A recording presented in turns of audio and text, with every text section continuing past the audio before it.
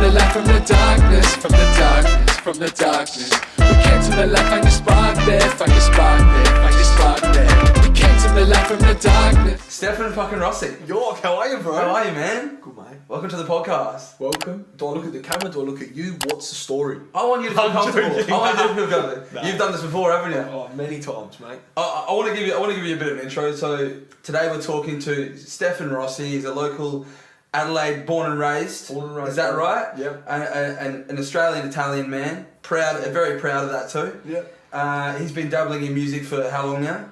Very long time, I reckon. You've been dabbling in music for quite some time. Yeah. You do a bit of rap, you do a bit of singing. Yeah. We'll get into that as well, For how sure. that all started. Yeah. And you also co-host a podcast. Yes. With your friend Nick. Nick DeRigo, yeah. Maybe we can talk about how like you guys got together and stuff like Yeah, that, for because sure, that's an man. interesting For thing, sure. part of your story, I think, as well. And he's just dropped. He's been dropping singles pretty regularly, Yeah. which I love actually. Yeah. I think that's pretty key, like Yeah. regular drops. And you've got Infinite Yeah. coming out 28th, Yes. 26th. August 28th. 28th. Infinite. Yeah, 28th, yeah. New single music video. For the coming Friday, yeah. Yeah. Beautiful. I don't know when this drops, but... Right. We'll try and drop this pretty soon. Alright, cool. So it won't be out. It'll be out way before. It'll be out a few days before the 28th. Okay. So people Friday, see the this- 28th of August. Go fucking stream it. Should be so. It's 28th, and you also just had To the Light, which is a single of Yes. yours, added to Triple J. Yes, I found out only just Rotation. randomly. That's I cool. got an email. Congrats. Thank you, bro. Love seeing it. I got an email like, hey, Yeah. can you record a quick clip because we've Uh-huh. chosen your song to be in the rotation. Yeah, right. We need you to introduce the song. We're gonna play it when we play the song. I'm like, all right. So I had to go in the podcast room. Yeah. Get the mic out. Yeah. Hey, this is Stefan. You listen to Triple J on Earth. Yeah, like I Cool. do one of those. I was like, Wait, so they said a clip. They just meant like a vocal. an audio clip. Yeah. Of me introducing like who Uh-huh. I am and stuff. So yeah, it could be the start of some bigger things to come. Like because they wanted that. It was, Uh-huh. it was a bit more intimate. Like to ask Uh-huh. me and email me direct. Well, they wanted you to actually introduce the song. Yeah, As and opposed say who I to was them and what- introducing you. They want you to. Yeah, and they wanted me to That's cool. explain what the song's about. Mhm, So yeah, it's pretty cool. Cool, man. Well, congratulations on all that sort Thanks, of stuff, bro. and it's been cool like watching like you progress and. Thanks, bro. We've got a lot to talk about. Oh, always. But what I guess I'm keen to know is like how does the story, like your story, start? Like how do you get to where you're at now? Because listening to your songs, there's a lot of positivity, but it's also like juxtaposed with, you've got a lot of the negativity there, which is just a human life, really, isn't it? And you've got both those elements. Like Razordom, I was listening to that and trying to like figure out what the story was to that. Like you can have a bit of a guess, but it'd be good to hear from you. But it sounds like a lot of it also has to do with your battles with anxiety, like mental health, definitely. and how that's generational and all that sort of stuff, and that's a big part of. Yeah, definitely, man. Well, look, I grew up with a heavy anxiety around health. Around my health, so as a kid, I used to I couldn't watch the news and stuff because it would stay with me, and my mind was like a sponge, you know. From young, I'd watch movies and know the whole script from 5 or 6. So you can only imagine when you take that positive over to the negative. I'm gonna remember things with with sick kids and things. I took that on, and I couldn't sleep for weeks at times if I saw things like meningococcal and stuff like that. I remember that one specifically, and then. About 2 years ago, man, I had a bit of a health scare, and I was in the waiting room, and I was rocking in the chair, like I was completely outside of myself. I didn't even know who I was in the moment. I was like, I'm gonna die. I'm dying. I can't believe this. And about a year and a half ago, I said to myself, I never want to feel like that again in a doctor's waiting room, feeling like that again, because I was actually. But that was the big situation, but it was always there. It was always building up to that point where, I'd feel something, or as weird as it sounds, it's a different type of anxiety. There's people out there that go through it, and I've got a lot of people that have actually come to me now in private and spoke to me about it, and I'm happy that I can try and help them. But what happens is with anxiety, once you take yourself outside the moment, you're not living. You're not living anymore, and that's what was happening to me. I'd have one thought of negative about my health or what was wrong with me, and it would change my perspective for 3-4 weeks, man. Not living, not thinking, not even doing. I'd be like, nah. So you'd always be infected with these thoughts. Yeah, man. And they would just take over every aspect of what you're doing. And, Yes. And so, like, how does that start?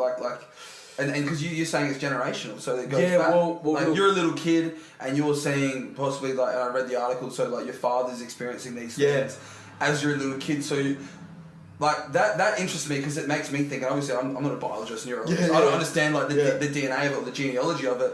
But I guess it's like nature versus nurture. It's like.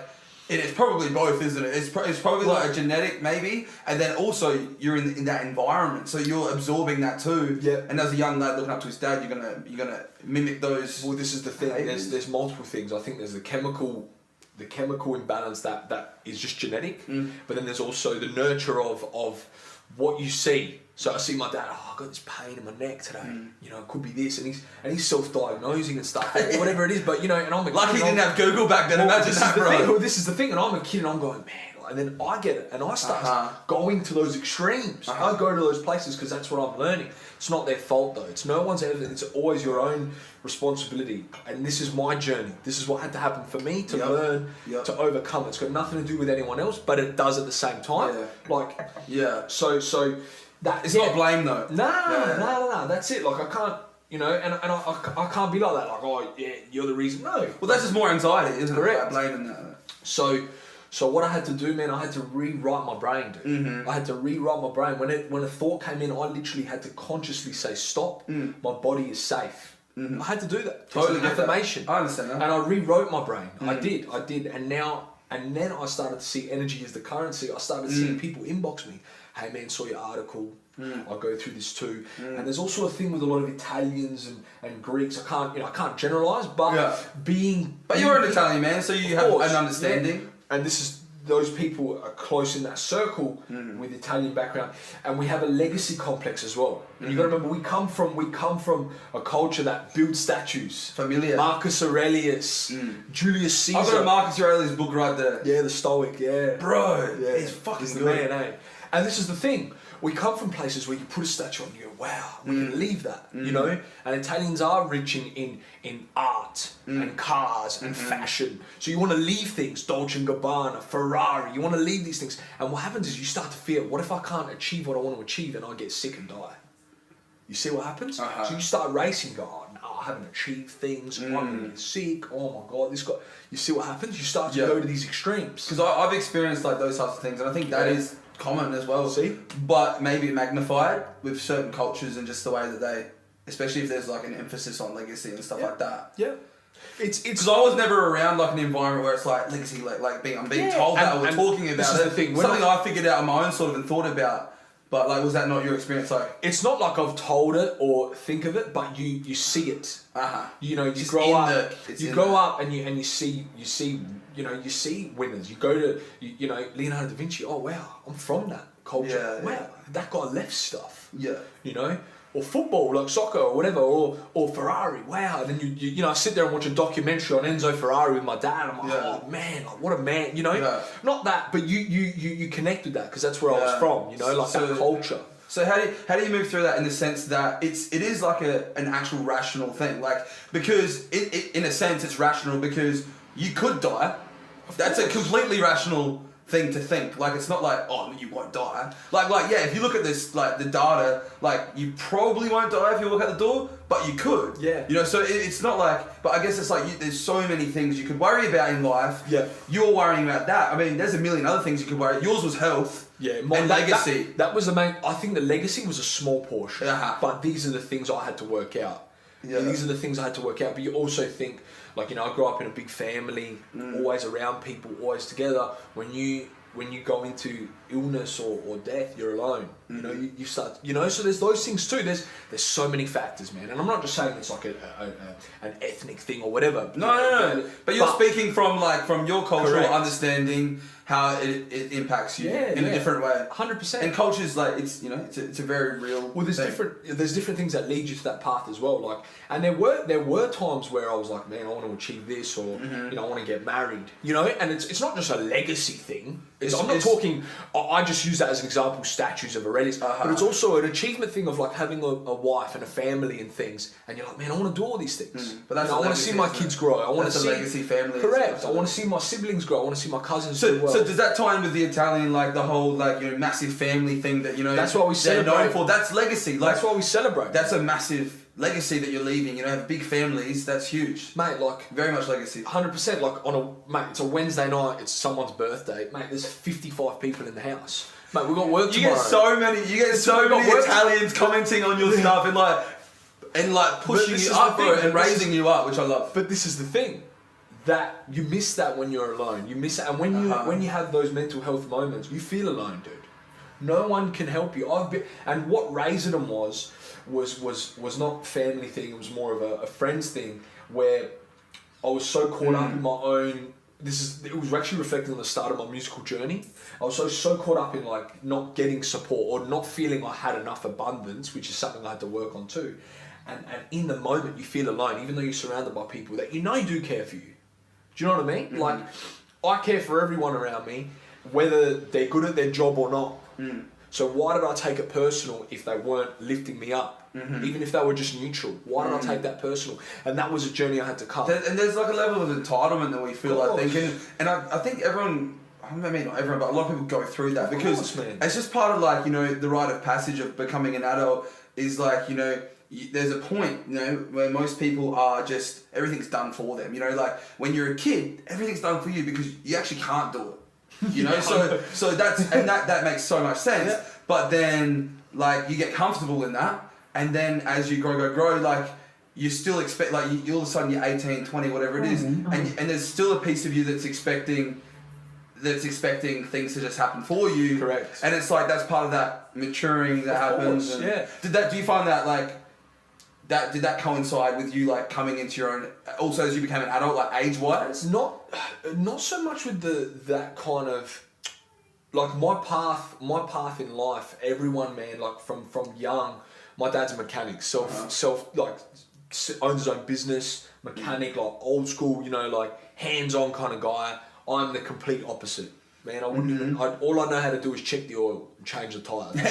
If I'm lucky, right? And the thing is, growing up, you're gonna take over the business like your dad. Yeah. And I remember going. Did you get that a lot, mate? Every weekend, me and dad would go out to the soccer or to like a car show. I was very blessed. But those were the things put on me. So when I was 14, I made. You don't know what you want to do, like. I made a garage band. Yeah. Mate, I was out there on my own doing it, man. You're like, all right, well, everyone wants me to be a mechanic. I'll go in the garage, but I'll just make music. Garage band instead of being a garage man. Nah, but what happened was I had to do that on my own. My man wasn't a muso. He liked music, a couple artists, but he wasn't a muso, man. I'm out there like cleaning the drum kit, tuning the guitars for everyone. It was at my house. I'm setting up the mics, setting it up, Loving it. And I had to take the musical independence from early. I think it was more for me, like you said, taking responsibility of what I can control. Mm-hmm. It actually had nothing to do with anyone but me. Yep. And I think that's life, man. Mm-hmm. And so many times we'll be like, this guy said something about my music, so now I'm in a shit mood. Who gives that person the right to decide how Yorke Heath feels today? Look, at the end of the day, if you start to dig into it, what you realise is that most of the time when people are being negative, like intentionally like that, it's not. Like if there's a genuine criticism, that's actually one thing. Yeah. And that's sort of just a neutral, like it's a genuine thing. But if someone's saying something negative, like all you're gonna do is like build that energy that they've got, and you're gonna you're going to like feed that flame. You decide to buy in or not. They're probably insecure. Like a lot of these times, if someone's trying to bring you down, a lot of the times they're just bitter. Yeah. And they're wanting to be negative for the sake of being negative. Totally. So like people read into it too much, or they let it affect them and stuff like that. But it's like, nah, like don't feed that energy. No. Just worry about what's true and what resonates and what's honest. Correct, man. And just focus on yourself. And that's what I say. It's always your choice to buy in or not. Yeah. Always your choice, man. Yeah. With any passing stupid little comment or a big comment, it should not affect you because it's your choice. It always comes back to you, man. And this is the last year and a half, bro, to go back to what we were saying, to kind of like, to really say, especially what Infinite's about, I had to take this step and journey, and through Nick as well, from the podcast, man, he went on his own journey, and then I started to see, and I used to approach him and go, man, I'm still fretting about my health, I'm still scared, and he goes, but think about it, is that the moment? Right now, can you walk? Yes. Right now, can you breathe? Yes. Right now, can you talk? Yes. Why are you worrying about tomorrow? Because I'm not joking, you, Yorke. I would lose 2-3 weeks of my life worrying about losing my life. The irony was ridiculous.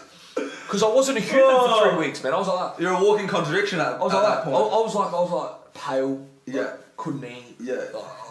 Like for nothing. Just for nothing. No, to me it was the world. To you it was to the me world. it was over. Everything was over. Now I can't worry about that. I need to enjoy, man. I need to get up in the morning and live and smile. Yeah. And I made that decision at some point. Some people say to me like, wow, you're opposite. Like, to be honest, last Saturday, only 7 days ago, I had my wisdom teeth out in the chair.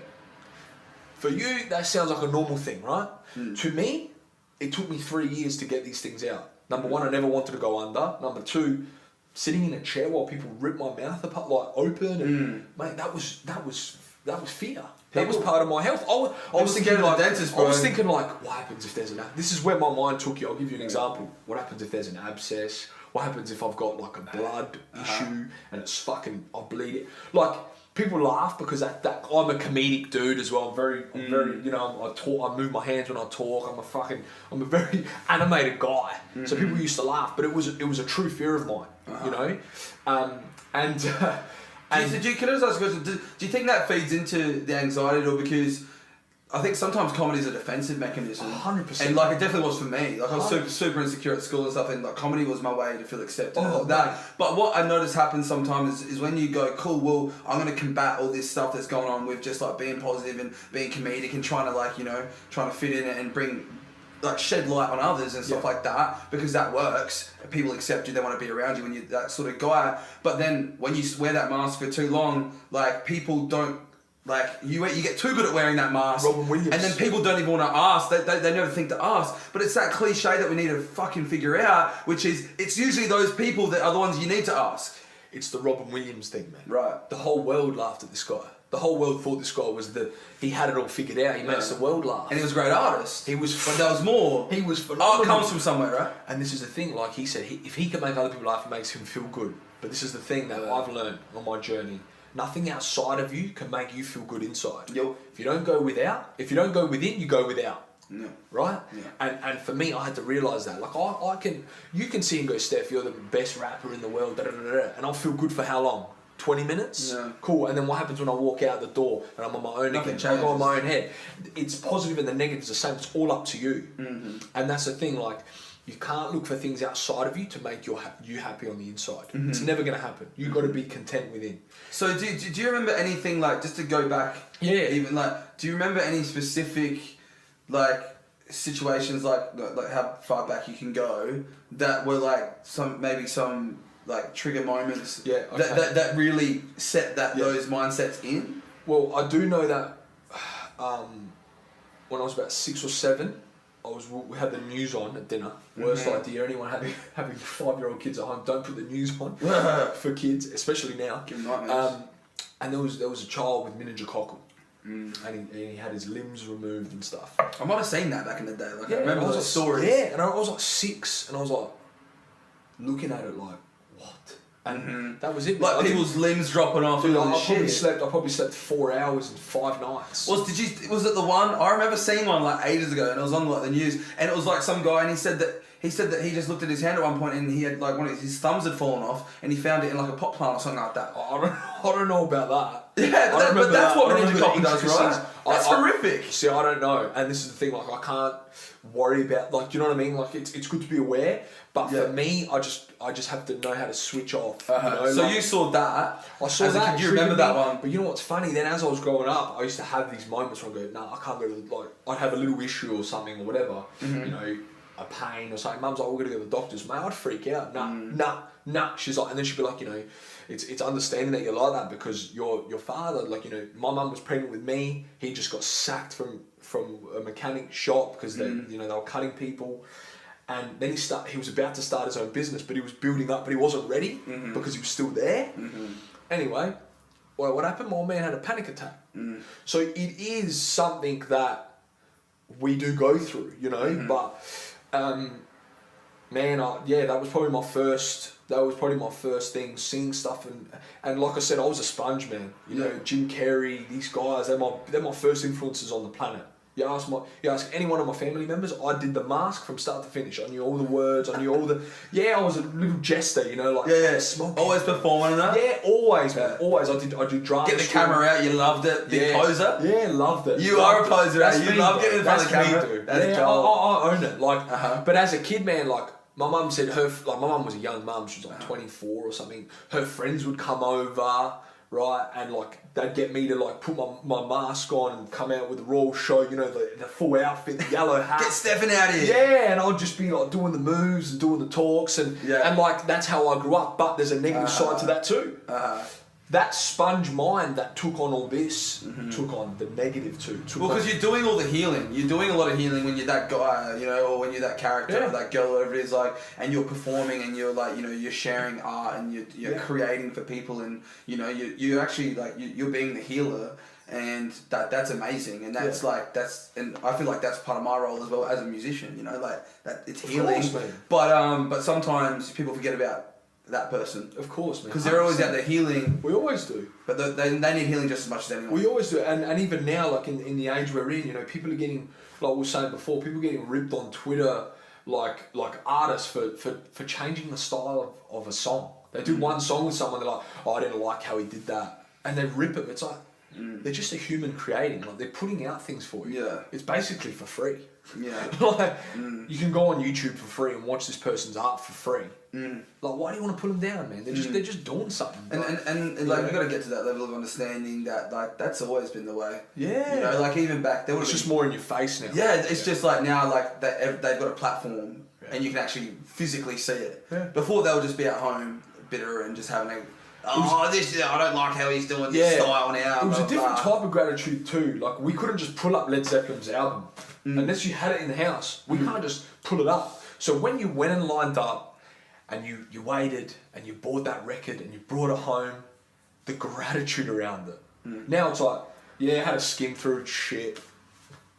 It's a different vibe. What's next? So it is funny because, like, you can go even further back and it's like, forget CDs, like, you had to see it. The Ed Sullivan Show. You had to wait for that for a whole week to hear a new track. You know? like the operas and that back in the day, like in old England, like, you know? Like, you had to go and see the show and then you couldn't hear it outside of that. And so it's weird how our appreciation of that has grown and maybe that's the entitlement and stuff. Like, we've got it so good, bro. We're quicker We've got it so good, though. Like, yeah, it's quicker and yeah, we've got this access and yeah, we've got this power that we've never had. But at the same time, like, it's like we've got it so good. Oh yeah. Like, and I know there's a lot of people out there who want to complain and both sides of the coin. There's always both sides. You've got to have the gratitude as well. There's people that want to complain, and there's always I complain about stuff too. I'm not saying I'm above that at all. Like, I'm a human being, but like, realistically, surely this is the best time, mate, to be alive. Like, you talk about mental health, like, you know, people actually talk about that now.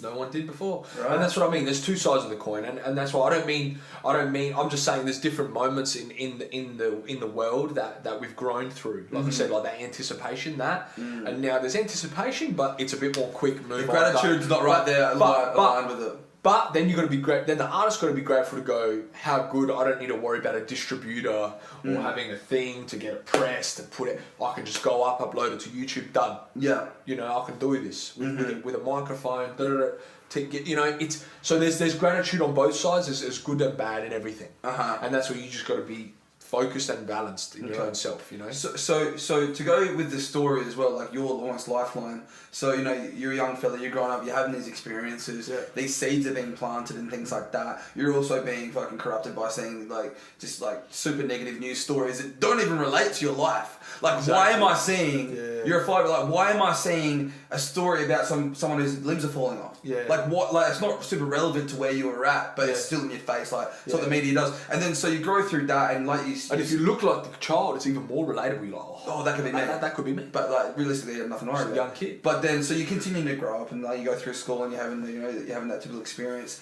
and then you hit a crisis point. Like, because where you're at now, surely there's got to be some sort of. And from how bad it sounded like it was, there's got to be some sort of revelation. There's got to be some sort of breakdown. There's got to be some sort of. I was a busy guy too. Like in high school, I was busy, you know. So you don't have those moments all the Is time. the busyness to like also hide away some of the stuff? Of course, and the jesterness and the class clown and the you know the garage band on the weekend and you know watching soccer with dad, being occupied, hanging out with mum or whatever, siblings and big families takes you away. The noise takes you away from the thoughts. So good. Right? Yeah, till it goes away. Until you're in bed and you can't sleep because your your mind's running crazy. Yeah. You know? So now my biggest one was that health scare when I went to the doctors and I had to get some results and all this. And mate, the extremes my mind took me to, I was like, I have complete anxiety. I'm going to extremes. Like I'm writing out a narrative that doesn't exist. This is beyond a physical thing now. This is I'm gonna get this, and then that's gonna happen, and I'm gonna hospital this, and I'm going. But you couldn't control the situation. I couldn't control it. Is that part of it as well? On the way to the doctors, on the way home, I was like absolutely beside myself, and I was like, I do not want to feel like this anymore.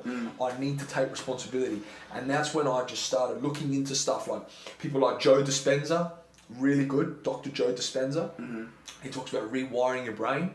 Because it was almost like a sense of what he talks about is it's almost like a sense of comfort that every time I have those feelings I feel good again. It's like a warm hug of negativity that I can sit in and go, yeah, familiar, I'm used to this. Yeah, strange how you get used to feeling strange. Isn't that the strange thing that like you get, even though it's a safe place, but a sad place, and we associate sadness with badness. It's not always though. Sadness is just part of the spectrum, right? Yeah. But like it's strange that you can get to that place where the sadness becomes so familiar that you want to be sad almost.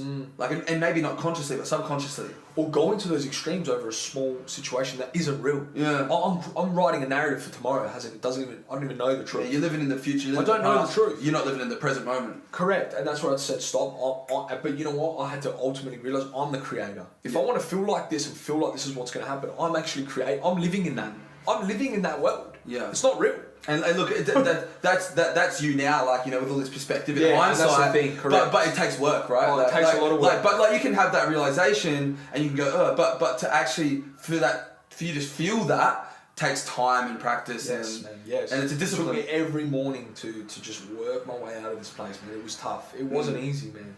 And I can still say I have my days, man. Yeah, of course. I still have my days. Like I have my days where I'm like, oh man, you know, this could happen, or why am I not feeling the best today? And I start going out there and I go, you know what? It's all good, man. It's all good. But you can own that now, and you don't try and suppress it. You don't try and hide away from it, or you don't try and bury yourself in something else. Because I know there's people out there that probably go through it, probably not exactly the same, which is fine, but people are still gonna have anxiety with other things as well. Yeah. You know, like whether you don't feel like you're enough, or you don't feel like you can achieve, or you don't feel like, you know, you maybe feel like you look down upon, or whatever. There's all different things, and it just always goes back to you. Yeah. It always goes back to you and how you can take responsibility and overcome it in your own way. If you need to get the help, get the help. If you need to, you know what I mean? If you need to speak to someone, speak to someone. If you need to open up about it, mate, vulnerability, help me. I was honest. I was like, I do not like this medical stuff and all that. Anyway, going back, I was so proud, man, when I got my teeth pulled out. Because in the moment, she's like, look, I can't get the tooth out. I'm going to have to cut the gum, cut the bone. Mate, I would have freaked out, but I was like, yeah, cool. She's like, you want a break? I'm like, nah, let's get it done. Yeah. And I was like, and then I walked out and I wasn't even worried. My mouth was out here. I looked like a bloody Ninja Turtle. And I was like, you know what? I was like, you know what? I'm proud of me. Yeah. Because this isn't me. But you know what? It is. Because I'm the creator. This is who I am now. That's I can right. do these things. That's right. You know? Yeah, and that's what I like about life, is that like you really get to decide who It's you all are. up to you, man. And like what I try and do is like I try and like think of like the best version of myself, like a version of me who would make me proud. You know what I mean? Like who is the version of me that would make me proud? Not necessarily like achievements or success, but it's just like maybe achievements in a different way. But like, you know, what's like, so I look at myself as someone who's, you know, stuck to his morals, stays as a good person. You know, like. You know, practices his music, puts hard work in, and I look at like that version of myself, and I just try and be that version of me, you know, and it's just a daily process. But can I be honest, man? Yeah. You've already put the thought out. It's already yours. Yeah. You're already that. Yeah, totally. If you come from I am already, like, I don't know what those things are, whether it's amazing, great. If you come from I am, it's very powerful. It's almost biblical. It comes from a powerful place. It doesn't even have to be biblical. It can just be your own thing. I am that. You're already that, bro. You're already there. The story's already written. The when and how's not your business. Just know your intent is clear, and it is. You are it. And that once I learned that too, that's amazing, man. I've seen so much progression in myself, in people like showing me a lot of love because I've given out more love. You let more love. Yeah, my whole journey changed when I started to, because that health anxiety was feeding into other things. It was bringing in negativity of not feeling I'm enough because of your relationships. Because I was living in a sad place of like thinking I'm not going to be well. So like your mum or someone's coming up and like she can see you're upset and she's like, what's and you're like, no, fuck if I'm gonna die. Yeah, and you know what I mean? Like at that point, but that now, was funny. but now she's like, what's wrong? And you're like, this is going on, and then you can connect. And I just go honest. You can connect. Yeah, you can actually, and then you open up. You create more channels of scared to be vulnerable for. Yeah, you see, and that for me, that's so powerful. And that can be a male problem as well. 100%. And I was like, you know what? I'm happy to be vulnerable. I'll be completely honest, and I sit in that place of fear. It's truth. I sat in the fear, and I was like, okay, so you feel like you're gonna die, and what? Okay. You're still breathing, you're still walking, you're still talking. Come get me. Yeah. That's what I think it is. Like a lot of people get scared on planes, and but my mentality was always on planes was like, dude, I'm on the plane, I'm strapped in, we're about to take off. I like you're stuck in this middle area of like, well, I don't know. Stuck up there for Make a decision. Like if you're on the plane, then if it crashes, you die. That's it. But like there's a risk in everything. You know, you can't just be risk averse with everything you do. If you're gonna take a risk, fucking go and 100% do it. Go 100% and 100%. Like you wanted your teeth sorted out. Yeah. There's no cheat around it. No. Either you sit in the fucking dental chair and they hack away at your gums, or they don't. Correct. You know, so you made that choice. That's what you wanted to do. Let's just get it done. And own your shit, man. Yeah. And that's with any decision. Mate, I used to be like that with music 3-4 years ago. I couldn't push shit out because I couldn't own this or I didn't. Man, just own it. But put it out and enjoy. Yeah, of course. Exactly. You gotta own it, and you gotta like almost just be proud. And that was me. I was like, I'm actually losing days of life because I'm worried about what isn't actually happening. Yeah. You know? So I had you're worried about not being able to live, and in the process of that worry, you're living out that fear. Yeah, I'm just staring into nothing. Yeah. So you have this moment, this health crisis, and that's a rock bottom for you basically. Yeah. And you just go, I cannot pursue this anymore. Expecting people around me, they're going, you're gonna be okay, and then I'm like, no, I'm not. Like I can't talk. I couldn't talk to people around me as well. And I'm like, you know couldn't what? look people in the eye. Well, now I'm putting on others because I'm not taking responsibility. I'm putting it on other people. Nah, man, that's not their problem. How I feel, it isn't. So true. I've got to take that on. I can't go.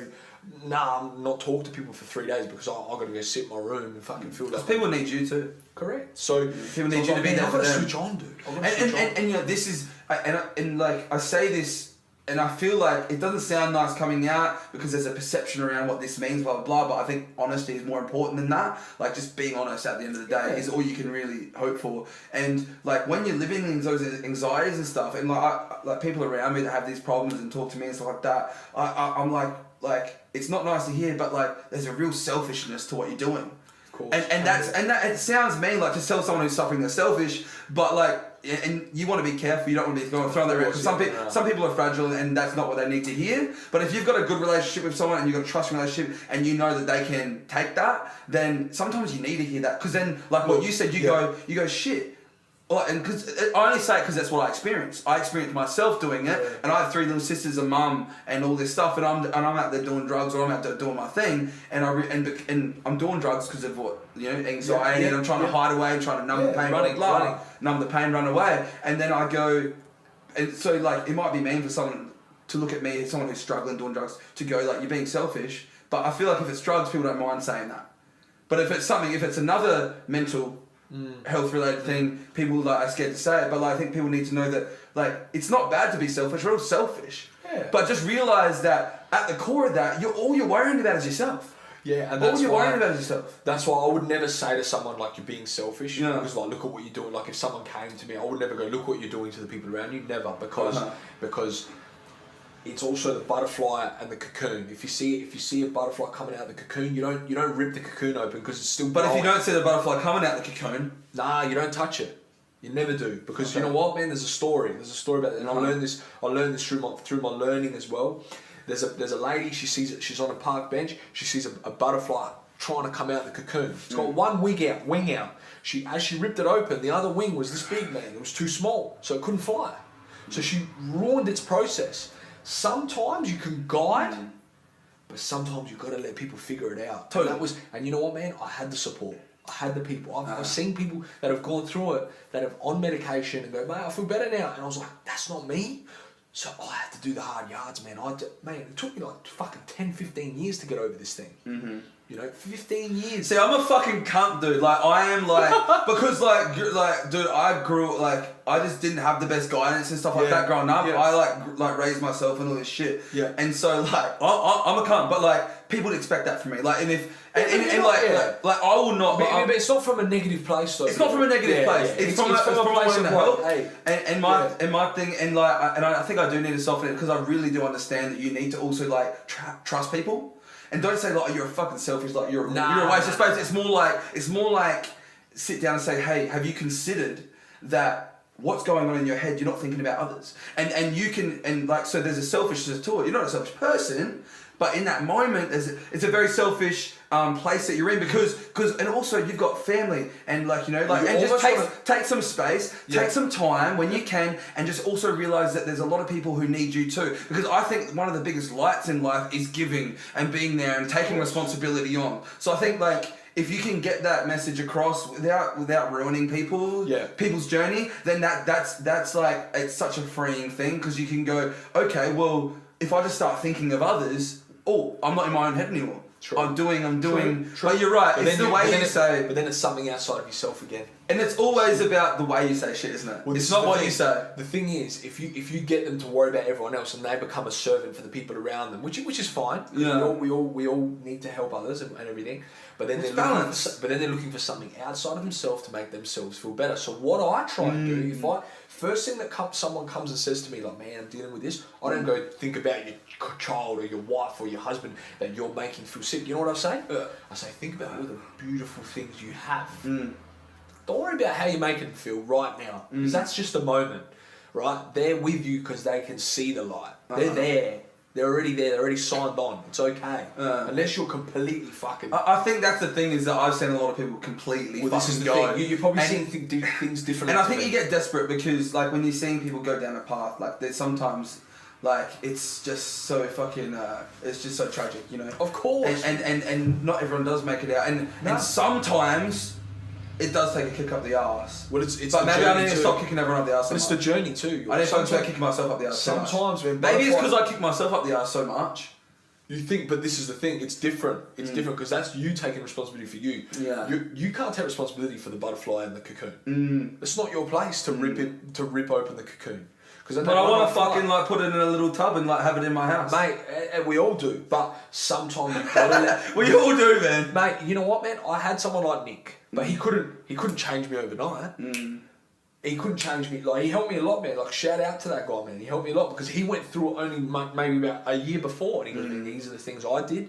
They might work for you, they might not, but you got to know because you're the creator. And I was like, fuck. I love what you were saying about rewiring, and I so connect with that. And check out Dr. Joe Dispenza, man. He teaches you can rewire anything you want. Well, like I think like through like my desperation and like realizing that I had like 3 little sisters that like didn't have enough. I got 2 younger sisters. Right, yeah. Right, and realizing that like those guys didn't have any other blokes to look at in their life, and I was like I realized that like I had to change my ways because it was either I keep indulging myself in what I'm doing and going about my stuff. And they will just copy, or I start to lean more towards responsibility and, you know, being a man, and that can mean different things for different people. But for me, being a man, taking responsibility of my loved ones and wanting to keep them safe and protect them and do their things. And so I leaned into that, but it required a lot of rewiring. And one of my things that I think, like, probably when I was like, you know, a lot of people go through things, I suppose, especially when you're young, you're insecure. You don't know who the fuck you are. Things can really get insecure. Yeah. And one thing that I was so agreeable, I was around a lot of intense, scary situations when I was young. So what I learned to do was like say the right thing, so that things didn't go super sour. Yes. Like my dad was like, he could snap at any time. We didn't know. So you were always like trying to make peace. Yeah. So maybe not trusting your own belief. No, but exactly 100%. Buying into what they had to say. 100%. It wasn't even I was buying into. It was more.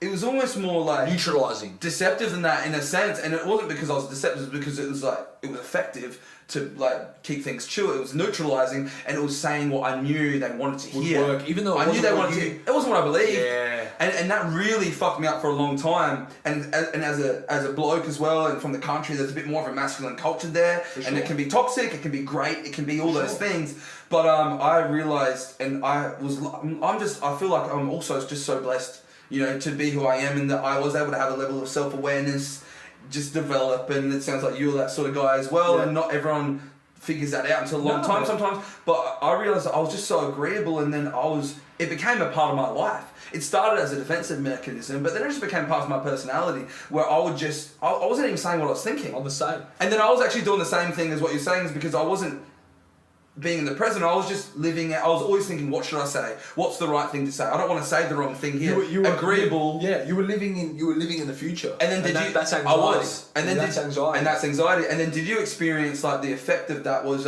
like living in the future, worrying about what people was, it's just like this level of not having respect for yourself. I came to a place where I realised I didn't even respect myself, because I'm like, well, how can I respect someone who is just saying what everyone else wants them to say, and who doesn't have their own opinion, or is scared to voice their own opinions because they think something's going to happen or whatever. Like that's the risk of life. Like, do you want to be a truthful, honest person? Then take the consequences of what that means, and that means sometimes you might create enemies. But who was it? Eminem. He said that like if you don't stand for something, you stand for nothing. Right? Yeah. If you don't have enemies, you're not standing up for anything. Right. You believe in. Yeah. That's beautiful. Yeah. And that's the thing, man. Like, you just got to own your shit. It goes back to you owning who you were. Like, hey, man, this isn't Yorke. Yeah. This is Yorke in a certain situation. I don't even know Yorke yet. Like, or it's becoming me, but it's not who I want to be. And that's when I said, I don't want to feel like that anymore. Yeah. I need to make a choice, and I'm not feeling like this anymore. Mm-hmm. So now when those thoughts come in, I go, nah, it's not true. Oh. Hope it's safe. There you go. Don't come at me. But yeah, man, you gotta own that shit, man. You gotta own it. And it bleeds into everything, man. It bleeds into music, it bleeds into that, and that's where I was like. Then I was putting so much because I was going outside of myself to find happiness within. I was putting so much emphasis on music. If this happens, then I can be happy. If that happens, then I can be happy. If I do this, then I can be happy. No, man. No. Nothing outside of you. You are Yorke Heath before you're Heath, the musician. You're a human being who gives love, who loves others, who has love, who has abundance.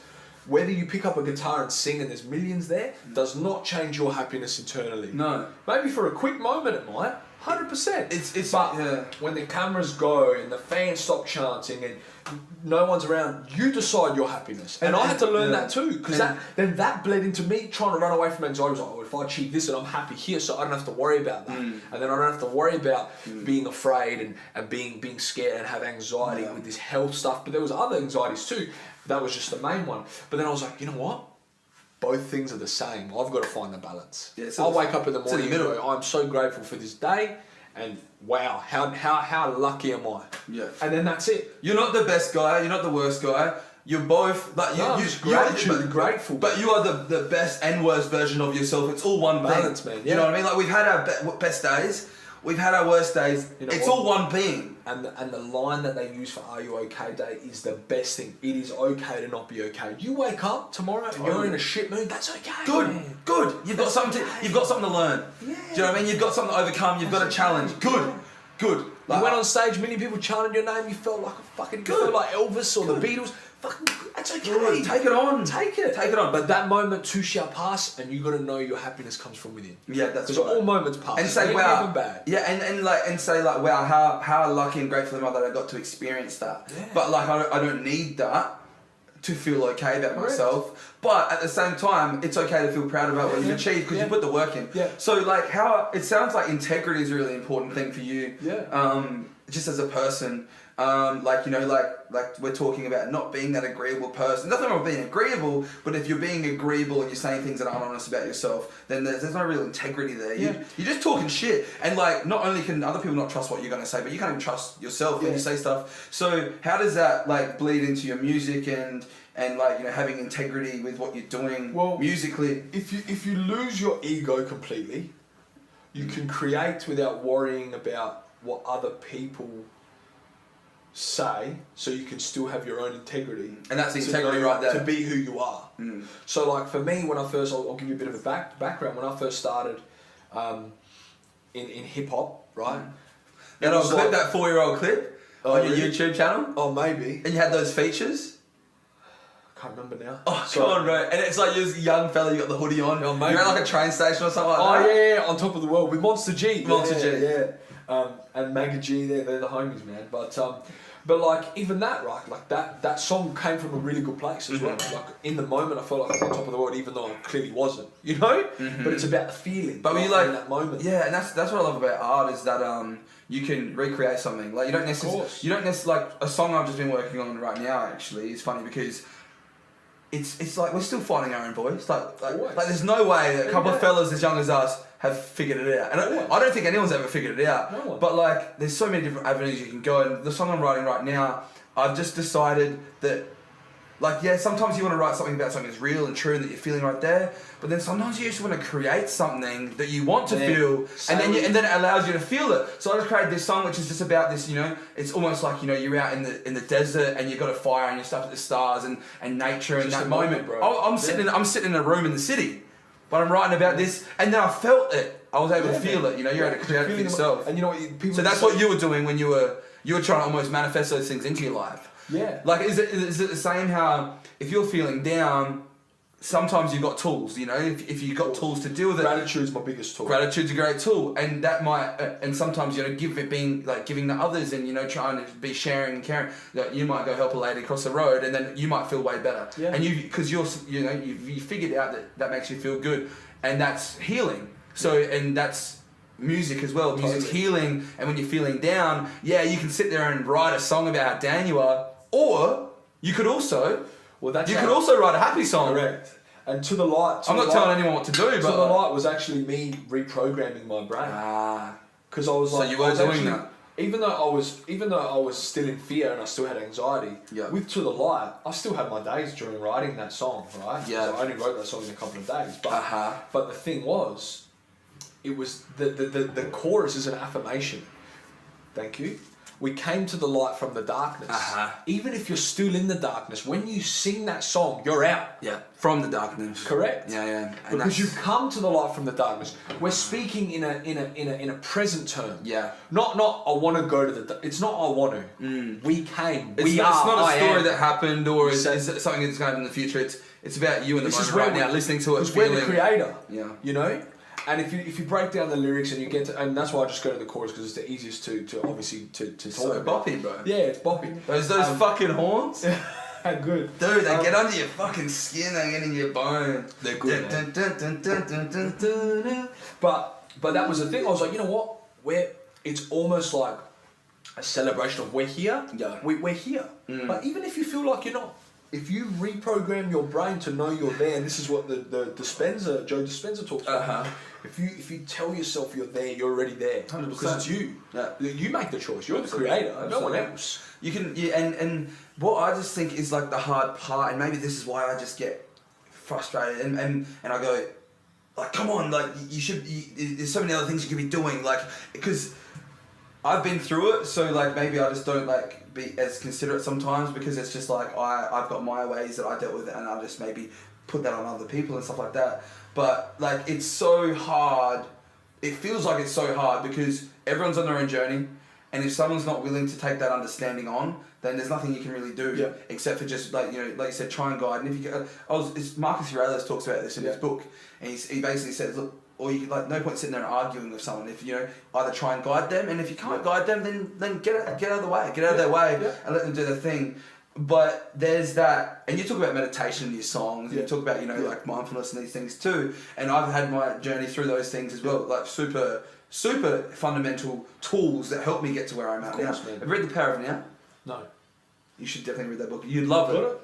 it? I gave it to a friend. All Gave it to a friend. That's alright. I'll get it. That's what books are like. You just give them away. I don't give them away. You don't expect it. I don't expect it back. You don't. Like it's books, man. 100%. But like the idea of the ego and the idea that like that there's an observer behind the ego, and that under your personality, under all these like defense mechanisms, under all these quirks, everything is actually just a conscious presence. Yeah. And there's just a sense of being under that. There's not really much more you can really say about what that is, because it's just hard to sort of pin down.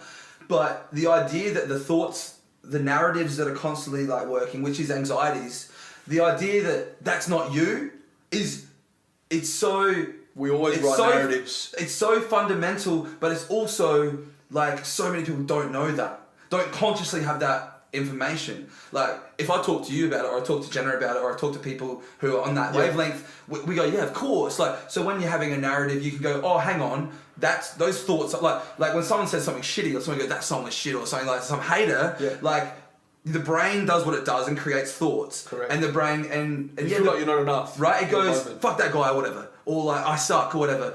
But if you have that knowledge that we're talking about, that there's an actually observer behind the thoughts. It's the same thing as positive. You can go, be present, and all of a sudden you can just observe it. You don't have to attach to it. But what, if you want to buy in, right? Exactly. Choice. But we have the information, we have the knowledge. Knowledge is power. Of course. So we can make that decision. But what I struggle with is how to but I've put, and you have too, obviously, hours and hours and hours and hours of time into understanding these things. They don't just happen overnight. You don't just read one book and you get it. Man. And then you got to practice it. I'm still working on myself exactly. every day, man. So how do you help someone, or how do you translate that to someone who is in that? And we know people like this, right? We know people who are just they are their thoughts. Yeah. If Well, they haven't, I still live in my head. Right, but you don't. Not anymore, but I like you do different what ways, I do. yeah, You come in and out, correct. and you can use your brain now for the right reasons, like problem solving and that. But some people are like, if they have an angry thought, they're an angry person. There is no coming back, reflecting on what their brain's doing. They are their brain to them. They don't realize that actually under the thoughts, and that is actually just. And you can see the thoughts, you can observe them and not have to react. Yep. Some people are living in this reactive state world. where everything they think they have to act on. Yeah, they come like, oh, I had a shit day today because so-and-so said this about me. And they can't get out of it. But you lived that. You experienced that. But why are you giving them the power over how you feel? Uh-huh. Since when? Uh-huh. Since when does their opinion of you decide how you feel? Why are you giving them so much power over you? It's your choice. And these are the interesting questions that you pose to people, isn't it? But at the end of the day, it always comes back to you, man. Yeah, everyone's on their own journey, and if people don't quite understand that idea yet, that hey, you don't have to react when you if they don't quite understand it, then if you reacted, try and guide, give little nuggets that you think are going to be relevant. If everyone reacted, LeBron James would have quit his career 8 years ago. Because if he turned on Twitter 8 years ago, he should have quit, because everyone, the way they spoke about him, what people used to say, the boos in the crowd, the this and that, he shouldn't be playing basketball. But he's still one of the best players of all time. Because look at all the negative. No one else knows you. No one else knows you. Look at people are still negative about this guy. Yeah. I'm just using this as an example. You gotta. How good is he? But this is what I go back to. If he was to take on what everyone else said and gave them the power to make LeBron James feel how he should feel, he wouldn't be playing. It's silly, isn't it, to think that how sad would that someone's be? like, you should think like this and you should feel bad. You're like, oh, okay, I will. Like no. Nah, man. Because cool. Okay, cool. Well done. And love. And then that's something for the person who's receiving that to know. But then for the people who are putting the hate out there, like, dude, like, this is what I think. Like, to think that you can, and look, we got to have opinions. We're humans. We've all got fucking opinions. We all want to, like, communicate. We've got good ideas. And this is the thing, like, sorry to cut you off. This is the thing I say when people get, like, upset with a family comment or something. It's like, you don't love them any less. You don't love them any more. You just love them, and what they have to say or do, you don't need to buy in. You still love them the 90%, then that 10% comment, fuck them. It's like, no, dude, that's just their opinion on something that you like or that you love to do, or why do you do this? That's stupid, you shouldn't do that. Okay, sorry, I enjoy it, cool. But you don't need to buy in and go on about it and hate on that. Yeah, and then you become like them. Then you start picking on, oh, well, yeah, but you do that. And the sad thing is, unfortunately, and sometimes people aren't aware even, but when people are in such a negative mind space, and the only way that they can feel better is by bringing others down. Of course. They're trying to make you negative. They're trying to make you feel the same way that they feel. Correct. You know, at the end of the day, like, they are trying to push their message of negativity out there and use you as a tool. And I like this saying, it's like, either you, like, if you don't become the main actor in your own story. You're going to become a side character in someone else's story. You know, like you get used by those people because you start chanting out the negative stuff. Look, the guy winning. Bro, that's it. Look, we can all sit, you know, hold hands, sit in a circle, and sing fucking Kumbaya. Kumbaya to the fucking, you know, to the light. to the light, it goes down. Yeah. But at the end of the day, man, there are negative people out there. And you know what, just like there are good people out there. And you know what, man? It's not their fault they're negative either. Like I love every person. Like honestly, man, I do. Like, and I feel the same. I feel the same. And this to a fault, I feel, unfortunately. No, but I it's feel okay. that. But it's okay, man. Like everything's okay. It's who I am. Yeah. I don't feel bad about it. It just is, bro. It is what it is. And you know what? You just know. You know what? I give love to people, and that's it. Oh, why do you know? People say, oh, why do you give so much people your time?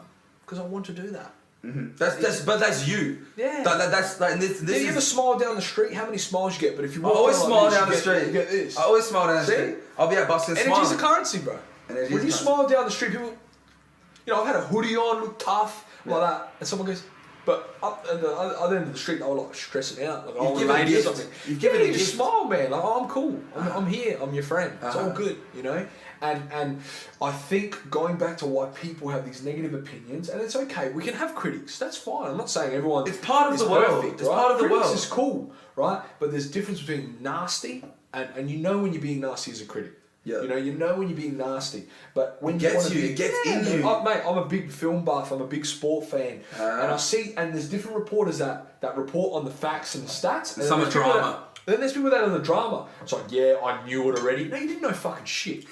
You know, you're sitting there in hindsight. Yeah, it's so easy to do that. But then you're ripping the guy like, yeah, he's not focused. This and that. It's like you don't know. Yeah. He's just gone out. He's left it all on the floor and he performed poorly. It's not your business. Yeah. Right. And most of the time, it's not even really what they think. Like deep down, it's more that they're trying to achieve a level of people thinking that they're cool. You don't know everyone's journey. They just want to, and this is what I was going to say, but people like that, they're just saying stuff because they want to feel like they know what they're talking about, and if you dig deep down under all the like preconceptions, blah, blah, really, they don't really know. I'll tell you the reason why we have haters is because we live in a society that makes us feel like it's scarce, when really we should be living in abundance. Just because you've got a podcast and I've got a podcast doesn't mean we both can't succeed. Doesn't mean we're better than everyone. No. But do you know what I mean? Like, there's people like, oh man, what now? Everyone's doing it. But what does? We're all one consciousness. But are you doing it because you want to be the only one and you want to be special, or are you doing it because you enjoy the art form? Are you enjoy conversations like drinking tea, having a chat? Like, dude, me doing podcasting, like, and we talk about selfishness, and this is why I think I say it so. I just easily throw it out there and maybe don't feel the harshness of it that other people feel. Is because I feel like everything I do is selfish in a way. And that's cool. You know, like me doing the podcast, it's not just selfish reasons, but there are selfish reasons. I want to gain. I want to sit have a conversation with you and learn something. Yeah. You know, I want to become a better person and grow. That's selfish. Yeah. Like selfish doesn't mean bad.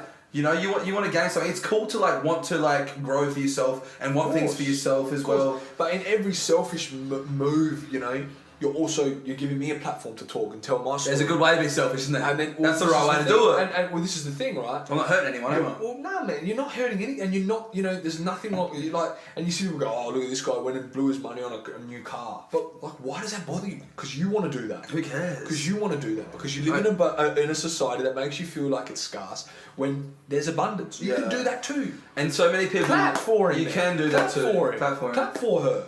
You know, that's the problem. Let's just get a fucking round of applause right now for everyone who's killing it in the game. Man, thank you. And like, what if it's making money or it's building a family, whatever it is, we clap for you, dude. We clap for you and your success. Like, we clap for you. And I think I've always been that way. And don't get me wrong, I'm not a perfect person at all. You know, and I'll say that till the cows come home. No one is, bro. But like, I think just a part of who I am is like, I actually love it when people succeed. Yeah. Like, that's just my truth, bro. 100%. Like, I can't help it. And I see a lot of people out there that they're not quite in that space yet, and they're on their journey. That's and that. okay. But that's just been one of my things that I haven't had to like really develop. That's just always just been part of like my personality. That's amazing, man. You know, and that's great. And hey, I've got plenty of negative shit to balance it out.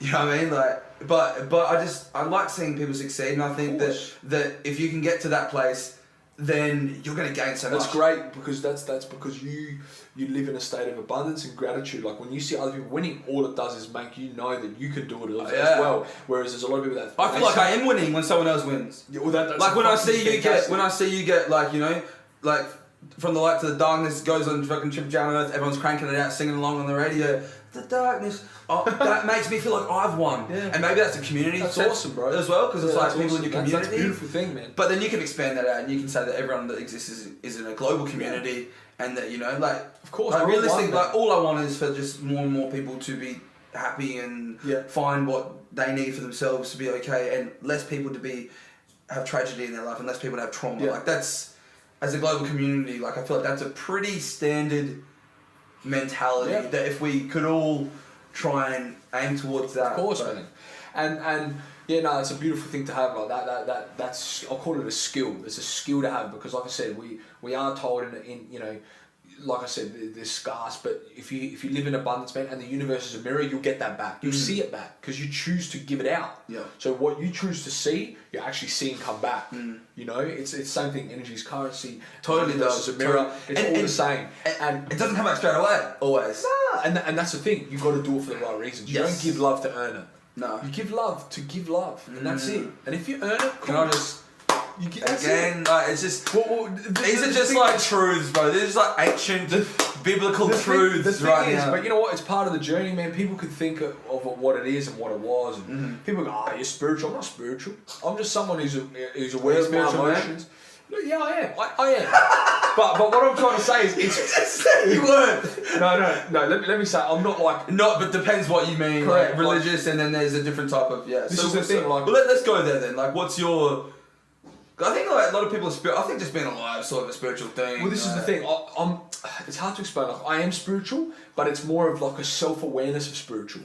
It's like I wake up, I'm grateful, do some affirmations on beauty in the world. Yeah, and like, you know, today's gonna be fantastic. I'm awesome. Manifestation and and you know what? Like, we're all great, and we're gonna achieve today, and you know, you take the small wins. That's my spirituality. So you believe in that force. You believe in that force. I believe in, like, if you start your day good, it's gonna end good, and even if it's shit, it's okay.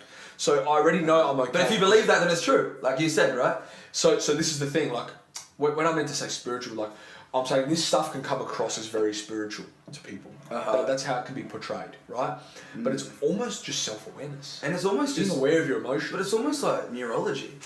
Yeah. Because it's almost just habits. It's about not going to extremes, being able to taper yourself. And it's like what you said about rewiring your brain. Like, you know, like to go back to what we're talking about, agreeability, just to relate it to this point about, you know, changing habits and spirituality. But really it's neurology because I think you actually create pathways in your mind, and the more that you focus on the negative, the stronger those habits. Literally, those habits get stronger. Yeah. And so, like, what I would notice is, like, I'd be around my friends and, like, you know, someone would say something that I didn't agree with or something like that, and like I would always just go, yeah, whatever, and just go with it because I just wanted things to just be easy and smooth, and I didn't want to create confrontation. That's also not a bad thing. Yeah, but it might not be. But for me, it was because depends how. Yeah. I got to a place where I just didn't respect myself because I would never I would never say what I wanted to say ever. Well, out of fear.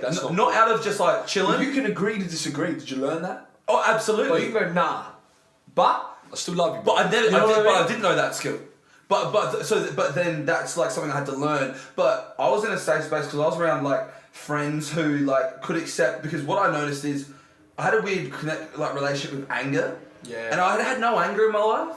I had this weird, like, I grew up around a lot of anger, and I think just the reaction was like I had no anger, and that might seem like a great thing, but I think you have to have a healthy relationship with all the emotions. Of course, everything. You know, so I didn't have any anger, and I couldn't tap into it. I still get angry. I think anger and passions sometimes are connected, and sometimes, you know, anger and like drive can be connected, and like you can be angry that like there's not enough good in the world, and you want to go out and change it, and that can be like you can channel the anger in the right way. You just got to know it's okay, like, and take the moment for what it is. Yeah. I'm angry right now. This sucks. Cool.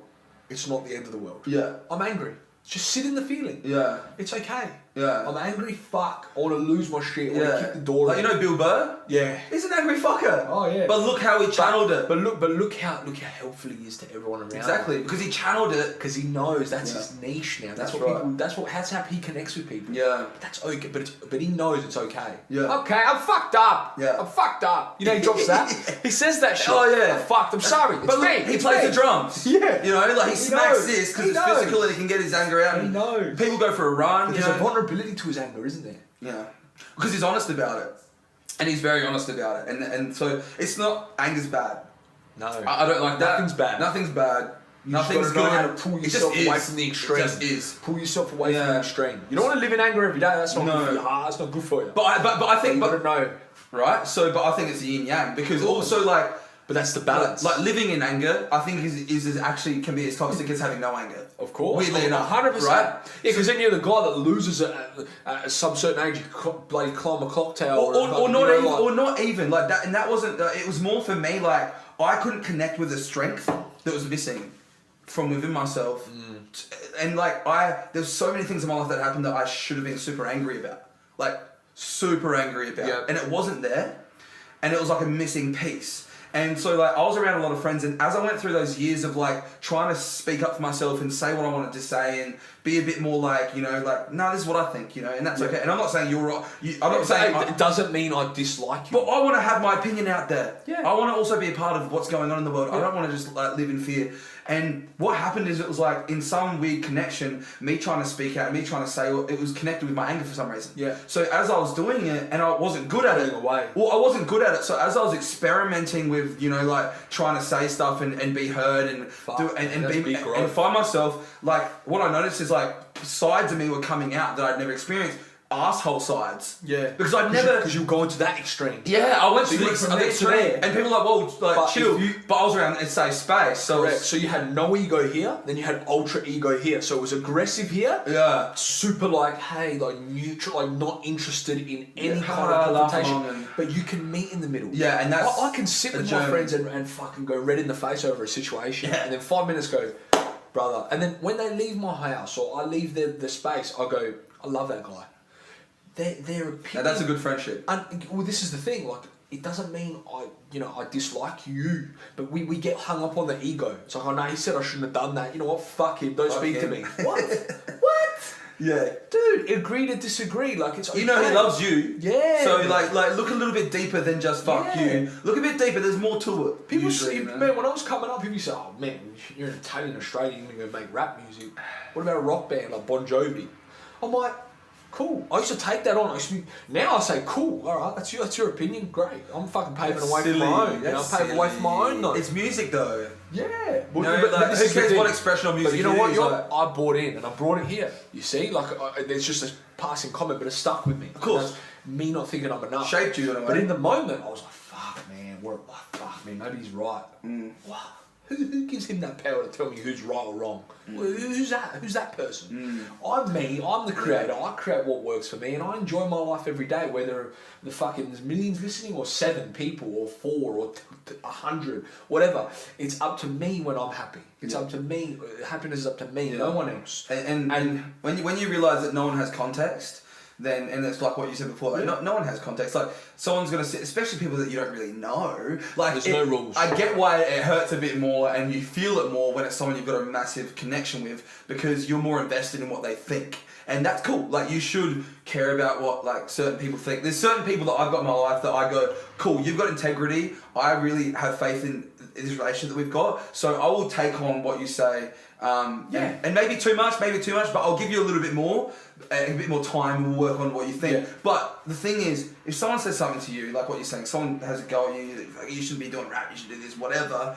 Like they don't have the context. They out of how many hours you've been alive, you know, and not just the behaviours that you've been doing, but every thought that you've ever had, every experience, everything you've ever seen, how you've processed it, you know what I mean? Your whole journey is so massive. People see such a tiny percentage of it, and then they want to have an opinion on who you are. And it's just like when you realise that like you don't have context to make an educated opinion. Like if someone, like a parent, they have context a bit more, and when you're young they go, cool, you should go this way, they guide you. Yeah. But when someone who doesn't really like know you is having his opinion, instantly you should be able to have the awareness to go, cool, I guess take a little brain You of know what salt. it goes back to? Self-love and self-doubt. So that part of self-doubt that was in me that I shouldn't be doing it. It wasn't about him, it was about you. Correct. Why did I buy in? If I was truly had no self-doubt, it was actually the universe speaking back to me going, is this what you want? Yeah. Is this how you want people to talk to you? Because you're not respecting yourself. If you walked around and you knew and you owned your shit that this is what you're doing, people don't make those comments. Because you know what, man? Now, when I'm the place I'm in now, I have people that are completely business orientated 9-to-5 dudes that have gone, man, you better keep doing this, man. You're killing it, bro. Yeah. And I'm like, whoa.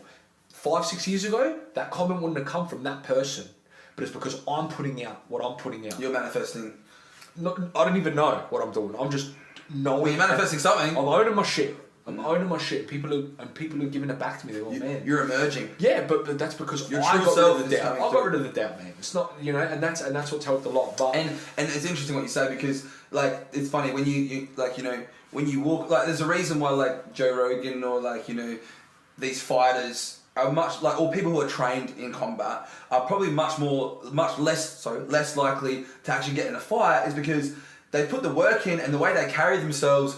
People just like, most people who want to like start drama don't want to start it with someone who's competent. Like they want to pick on someone who they think's insecure. Correct. And they're going to be able to control and do all you're not those starting things. on a dude with a cauliflower ear. I'm telling you, you're not starting on a dude with a cauliflower ear. Nah. You're not. Or you're going to have a cauliflower face. When you see that ear, you go, yeah. I'm not a vegetarian, but you go, nah, it ain't happening unless you've got one as well. Yeah. but even then, it's like a mutual respect of like, where do you train, what gym you at, what jiu-jitsu, whatever, and that's the respect we should have. And I was just going back to that, the abundance. When I first came up on the scene, I was becoming someone I wasn't for the Aussie hip hop scene. yeah, I was changing how I dressed. I was changing the music. I was coming from a darker place, but that wasn't Stefan Rossi. I was this kid that wanted to entertain people and smile and give love and be happy and enjoy family time. But when I jumped into like hip hop in Adelaide, I felt competition. I got insecure about it. I was like, oh man, this song's gonna be, like about this, and it's gonna be dark, and my bars are gonna hit hard. And then I was like, is this me? yeah. So I rebranded, man. I got rid of the moniker Rossi, which was my surname, and I changed it to Stefan Rossi. And I was like, now I'm going to be who I am. And there is darkness there. There's dark days. There's dark days. There's happy days. Good. And that's why you got To The Light and you got Razordom in the same fucking 6-month period. Yeah. Because That's depth. That's depth. and that's something that I had to do, Yorke, bro. Like that's something, and I had to rebrand. I had to, because as I was growing and owning my shit, I grew into my shit. But I actually brought the human to the artistry, because I'm a human first. I'm not Stefan Rossi the musician, Stefan Rossi the rapper, Stefan Rossi the actor, Stefan Rossi the singer. I'm Stefan Rossi, and then the rest are tools in my And you life. create music. That's it. Yeah. Stefan Rossi creates the music. Correct, and that's it. And that was something I didn't understand. And even like my cousin used to say to me, man, like you can hold a room like at a party or at a wedding. You're like the MC without being the MC. Everyone's laughing at you, you're telling jokes, everyone loves you. But then on your songs, you're like, fuck man, no one support. Like you're negative and you're dark. He goes, man, you should bring that into your rap. No, this is back in the day. Not now. No. That would be weird. But I'm talking about back in the day, 4 years ago, 3 years ago, four years ago, right? And I never understood it. I'm like, yeah, but I'm not Weird Al Yankovic. I'm not going to bring my jokes there. But I understood what he meant. It's not about the jokes. It's about the light. It's about me carrying who I am into that world. That true resonance. Yeah, So like when you hear the music, competition. it sounds like who you really are. 100%. Like As opposed to some character that... Even the music video, that is me to a T. To The Light, the music video is me to a T. But so is Razordomb, but they're different parts of me. But you can connect with me more because I'm not on one area. It all comes from that one resonating being that. And that was big for me, bro. That was big for me, to be honest. And to do Razordomb? To do all of this new journey, probably from Long Road, Elsie, to now. I spoke about it on her voice sounds great on that show. Oh, she's epic. But I just had her on the podcast with me and Nick, the Nick and Stefan show, and I said to her, I said, you were one of the first... The Stefan Rossi show, as he said. Nick said that? Yeah, it's classic. I was like, thanks, bro. He said it too. Yeah. Like, he said it. He said that.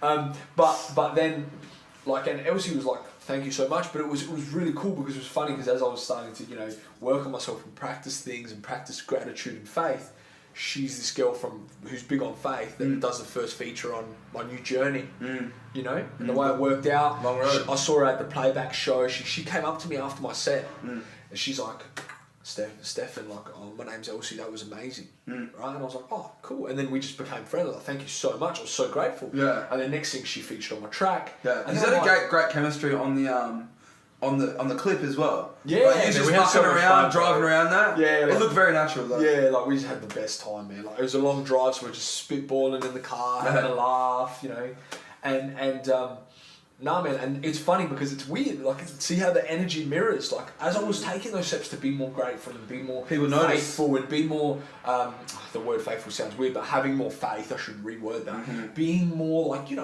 one with myself and self-aware. This girl comes along for my song, and she is already that because she she's. Well, she recognised the stuff like that. She's big on her spirituality and her with God and stuff. And your souls were resonating at that point. It's funny because on the podcast she was like, "Wow," she's like, "I never really thought of it like that," and I was like, "Yeah, well," and that was the real me.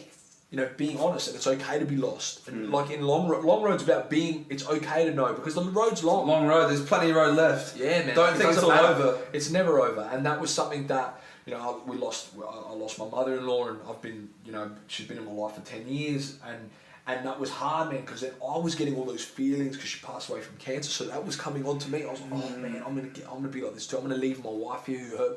How can she lose me too? She's just lost her mum, and that's where I started going. I was like, nah, it's okay. It's okay to be scared. It's okay to think. You'd been in that fearful place too before, and you'd come. But that was still part of my journey. Long Road was in. That was when I was really in, like.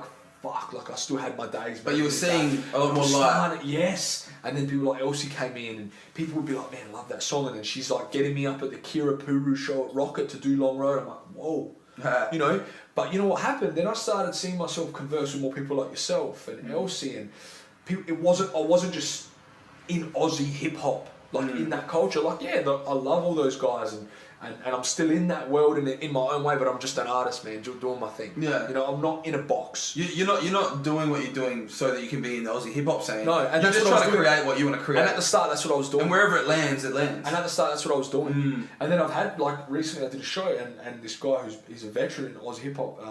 Shout out to Sam Paul. He comes up and goes, man, absolutely loved your set. I was singing. I was doing covers of reggae, Saint Lane's reggae track Hickeys. Who's his producer? Danny Jew. Yeah. Who's that? He's produced as Infinite? Well. Yeah. And I was doing that. That was all singing. And I did a couple of little bars. And he comes up and goes, man, fuck. And I was like, wow. I was like, 4 years ago, I used to say, I can't come to these hip hop shows and sing my hooks.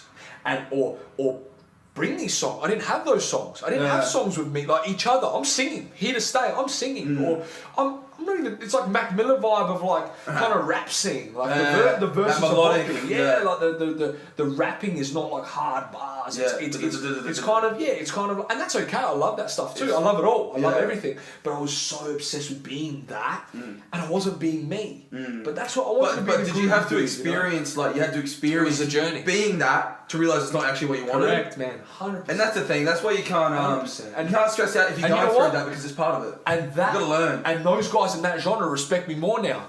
Yeah. Because I wasn't trying to be something I'm not. Yeah. I feel like you're like Catcher. Like I've had fun. Good to meet you, mate. If you started rapping tomorrow, but I'm still on my journey. If you started rapping tomorrow, it doesn't mean you need to emulate Hilltop Hoods or that that style. You do you, and then that's it. Well, we celebrate. Like it's funny because we have we have that tall poppy syndrome thing that we experience a lot of cultures and we're like, don't be too different.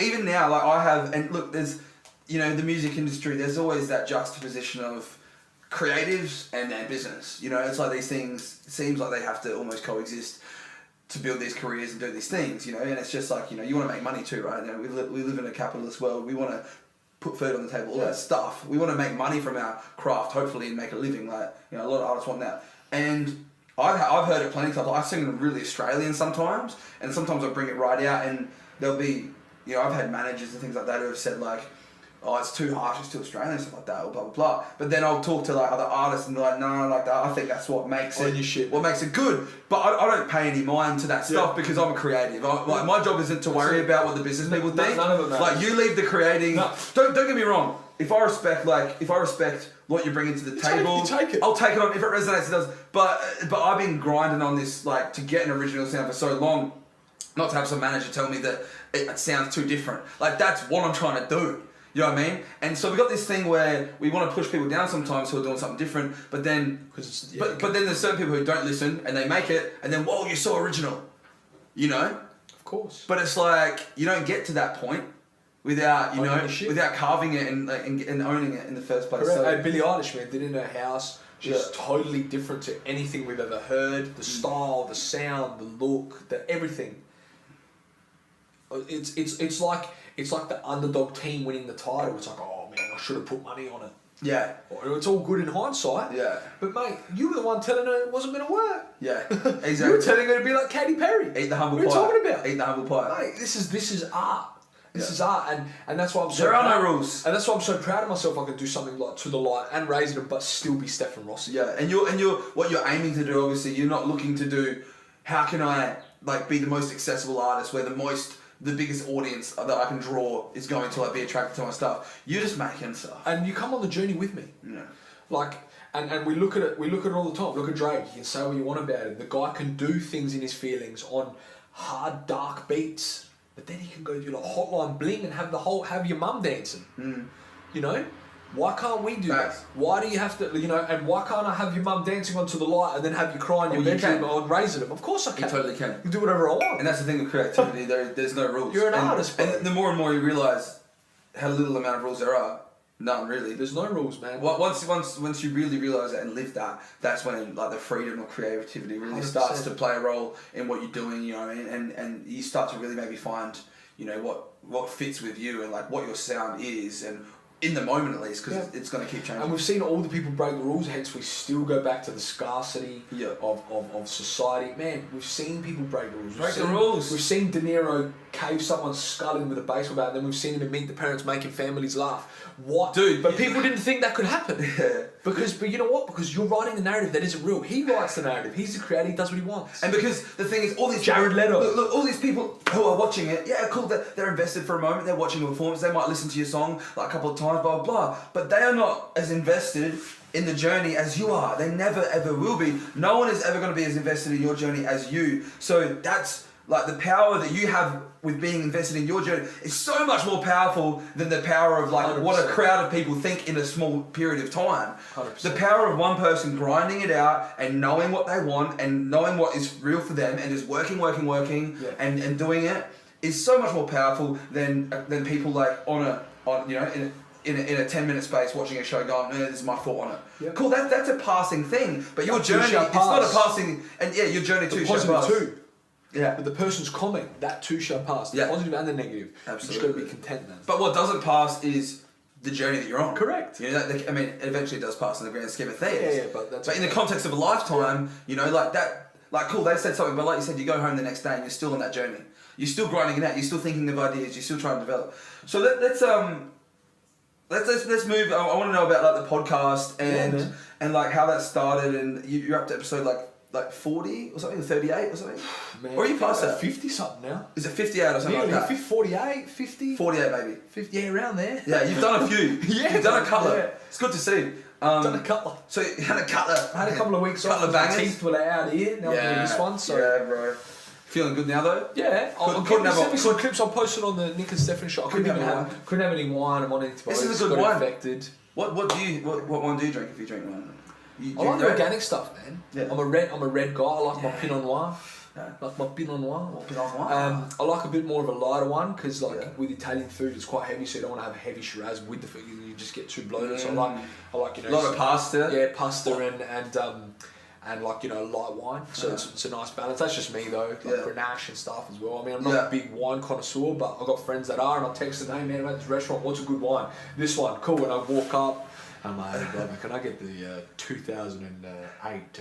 No, I don't even know. Like I a just pro. act cool. Yeah. I just act cool because I saw the get text. the what's it called? The swigger. Yeah, do the swig. You got to oxidize it and shit. Swig. What's it? Decanter? Oh, you got a decanter. I don't know. I've never even seen a decanter until like a few weeks ago.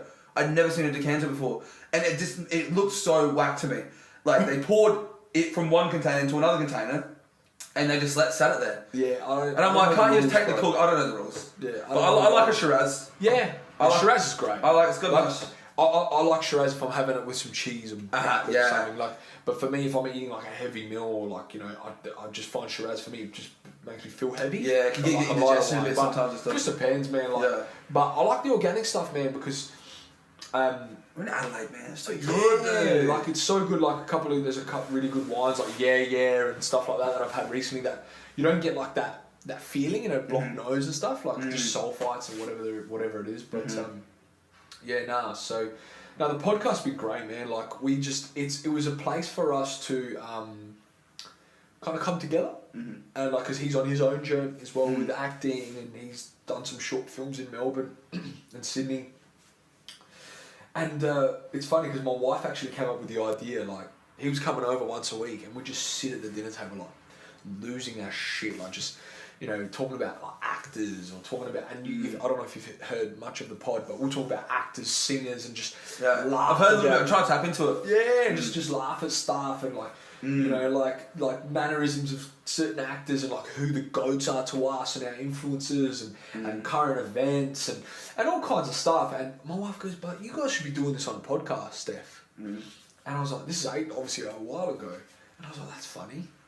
And I was like, that's actually a good idea. So I put the road in the middle and we just started hitting it. Then we started getting guests on because Nick and I have a lot of friends doing things. Like we're friends with Paulo Sebastian, who's like a massive dress designer around the world. And we're like, we're going to get him on. So we've got him on the web, on the Zoom.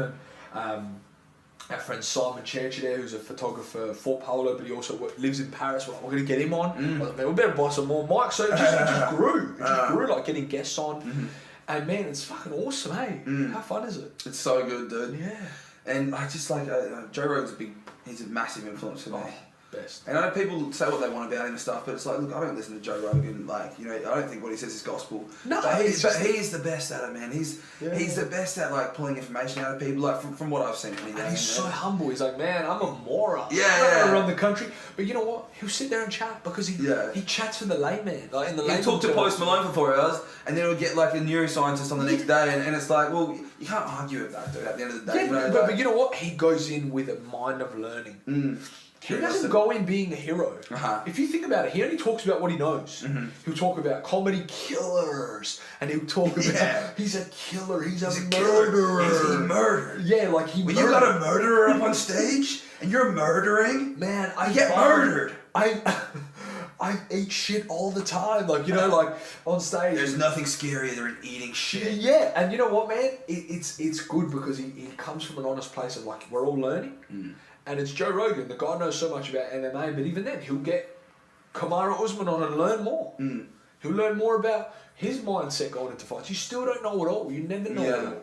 And that's the thing, I think, with podcasting. It seems like I just like talking anyway. Oh, mate. So, like, it's good for me to have an outlet for it, you know what I mean? Like, it's good for me to have an outlet. Have some purpose for your chitter-chatter. It's sometimes self-awareness sucks because I realise that I'm talking too much and I'm just like, and I put myself back a little bit. It's you, dude. That's it. I know, but we'll be like listening to a song or we're doing something that should be like, you should be like paying attention. Don't get me wrong, I'm pretty good with that sometimes. Sometimes I'm cracking the shit to the miss because she's trying to talk and I'm trying to watch a movie. But actually, when I watch a movie, I like to watch it. I don't know, like usually like when I watch a movie, I like to like listen to all the dialogue. I like to get all the context. But yeah, I'm the same. You know what my biggest problem is? I'll watch a movie on my own and I absorb it like an animal because I'm a massive fan. And then I'll be like, babe, we're gonna watch this together, and I'll commentate. This next bit's on. You comment. But then when she commentates, it's like, stop, you're missing the good bit or whatever. I'm almost gonna watch all movies on my own for the first time. The second time watching, nah. But yeah, like, and then like they just put me in check. They go, hey man, let me watch it. I'm like, yeah, cool. Good story. I just take the chill pill and just chill out. Yeah, I just want to like communicate with people. I just want to continue to learn. I also want to like provide something of value. That's what podcasts are, bro. I can give like people who are awesome, but like maybe their story hasn't had a chance to like get out there in that way, or like, you know, a chance to have a platform to like tell their story. And I just think that's so great. And it just seems like people are moving into the podcast space so much these days. Like people are consuming podcasts. Like it's new like radio, man, without the ads. Well, that's it. There's a little bit of ads. Well, that's what I was even saying to Jenna the other day. I was saying like, I don't know, like maybe because the population's going up, we're still listening to as much music. But like, I still listen to a lot of music, but I also listen to a lot of podcasting that I wasn't listening to before. I listen to a lot of people just having conversations now, and that wasn't a thing. Like a while ago. I think it's beautiful, man. I think more abundance to all of it. Like, and this is the thing. Like, sometimes you don't want to listen to music. Yeah. And that's okay. No, you know, sometimes you just want to listen to an artist talk about their music, like Post Malone on the Joe Rogan show. Yeah. Like, you know, on the Joe Rogan Experience. Like, that's cool too. And then you know what? you spent 4 hours listening to him talk, then you know what? Tomorrow you might spend 3 hours listening to his music. Yeah, absolutely. You know, like it's cool. And it's the next level, I think, for a lot of artists, and I just think some people are missing a trick with not being able to like get access to like something like this, because I think, you know, for a musician or like lots of different types of artists these days, people, it's not just about hearing a song, that song's great. It's like people want to invest in, you know, they want to follow you on Instagram, they want to follow you on TikTok, they want to look at your interviews, they want to go online on YouTube and find what they can of you. And the more of that they can get, and if you're the right type of person, if you're just an authentic person, it's just going to deepen and deepen and deepen the investment that people are making in you. So there's some great artists out there, and I think, you know, like us being able to bring people onto a podcast and letting them, not letting someone who's a fan not just see the music, but like the person behind the music. Mate, this is what I say. Don't get caught up in the things outside yourself. You're a human being first that has so much love and can give so much love. Right.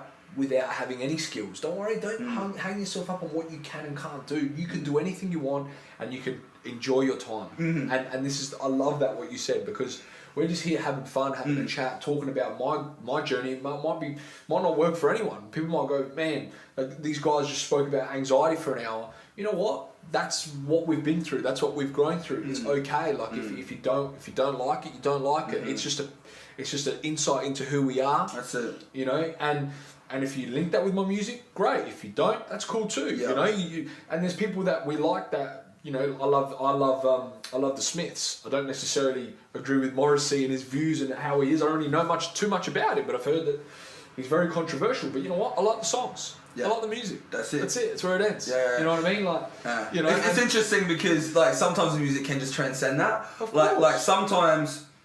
Like you'll be into a band or whatever, and then you'll see an interview and the guy's a dick or like the chick's a dick, and you're like, that sucks. But like, you know that moment when you meet someone, whether it's an artist, a musician, whatever it is, someone that you've looked up to, and you get the chance to actually meet them, and then like they're actually great, and you're like, whoa, that's great. Whoa, too. everything that I wanted now is there. Yeah, that's and great. like I'm a fan forever. Like, I was already a fan, but now like you're actually a nice person, and like I'm just like I'm. All it is that they fit the narrative that you wrote. Yeah. But when they don't fit the narrative, you're let down, and that's I know shameless plug here, but going back to Infinite was 28th of August. The 28th of August champs 2020.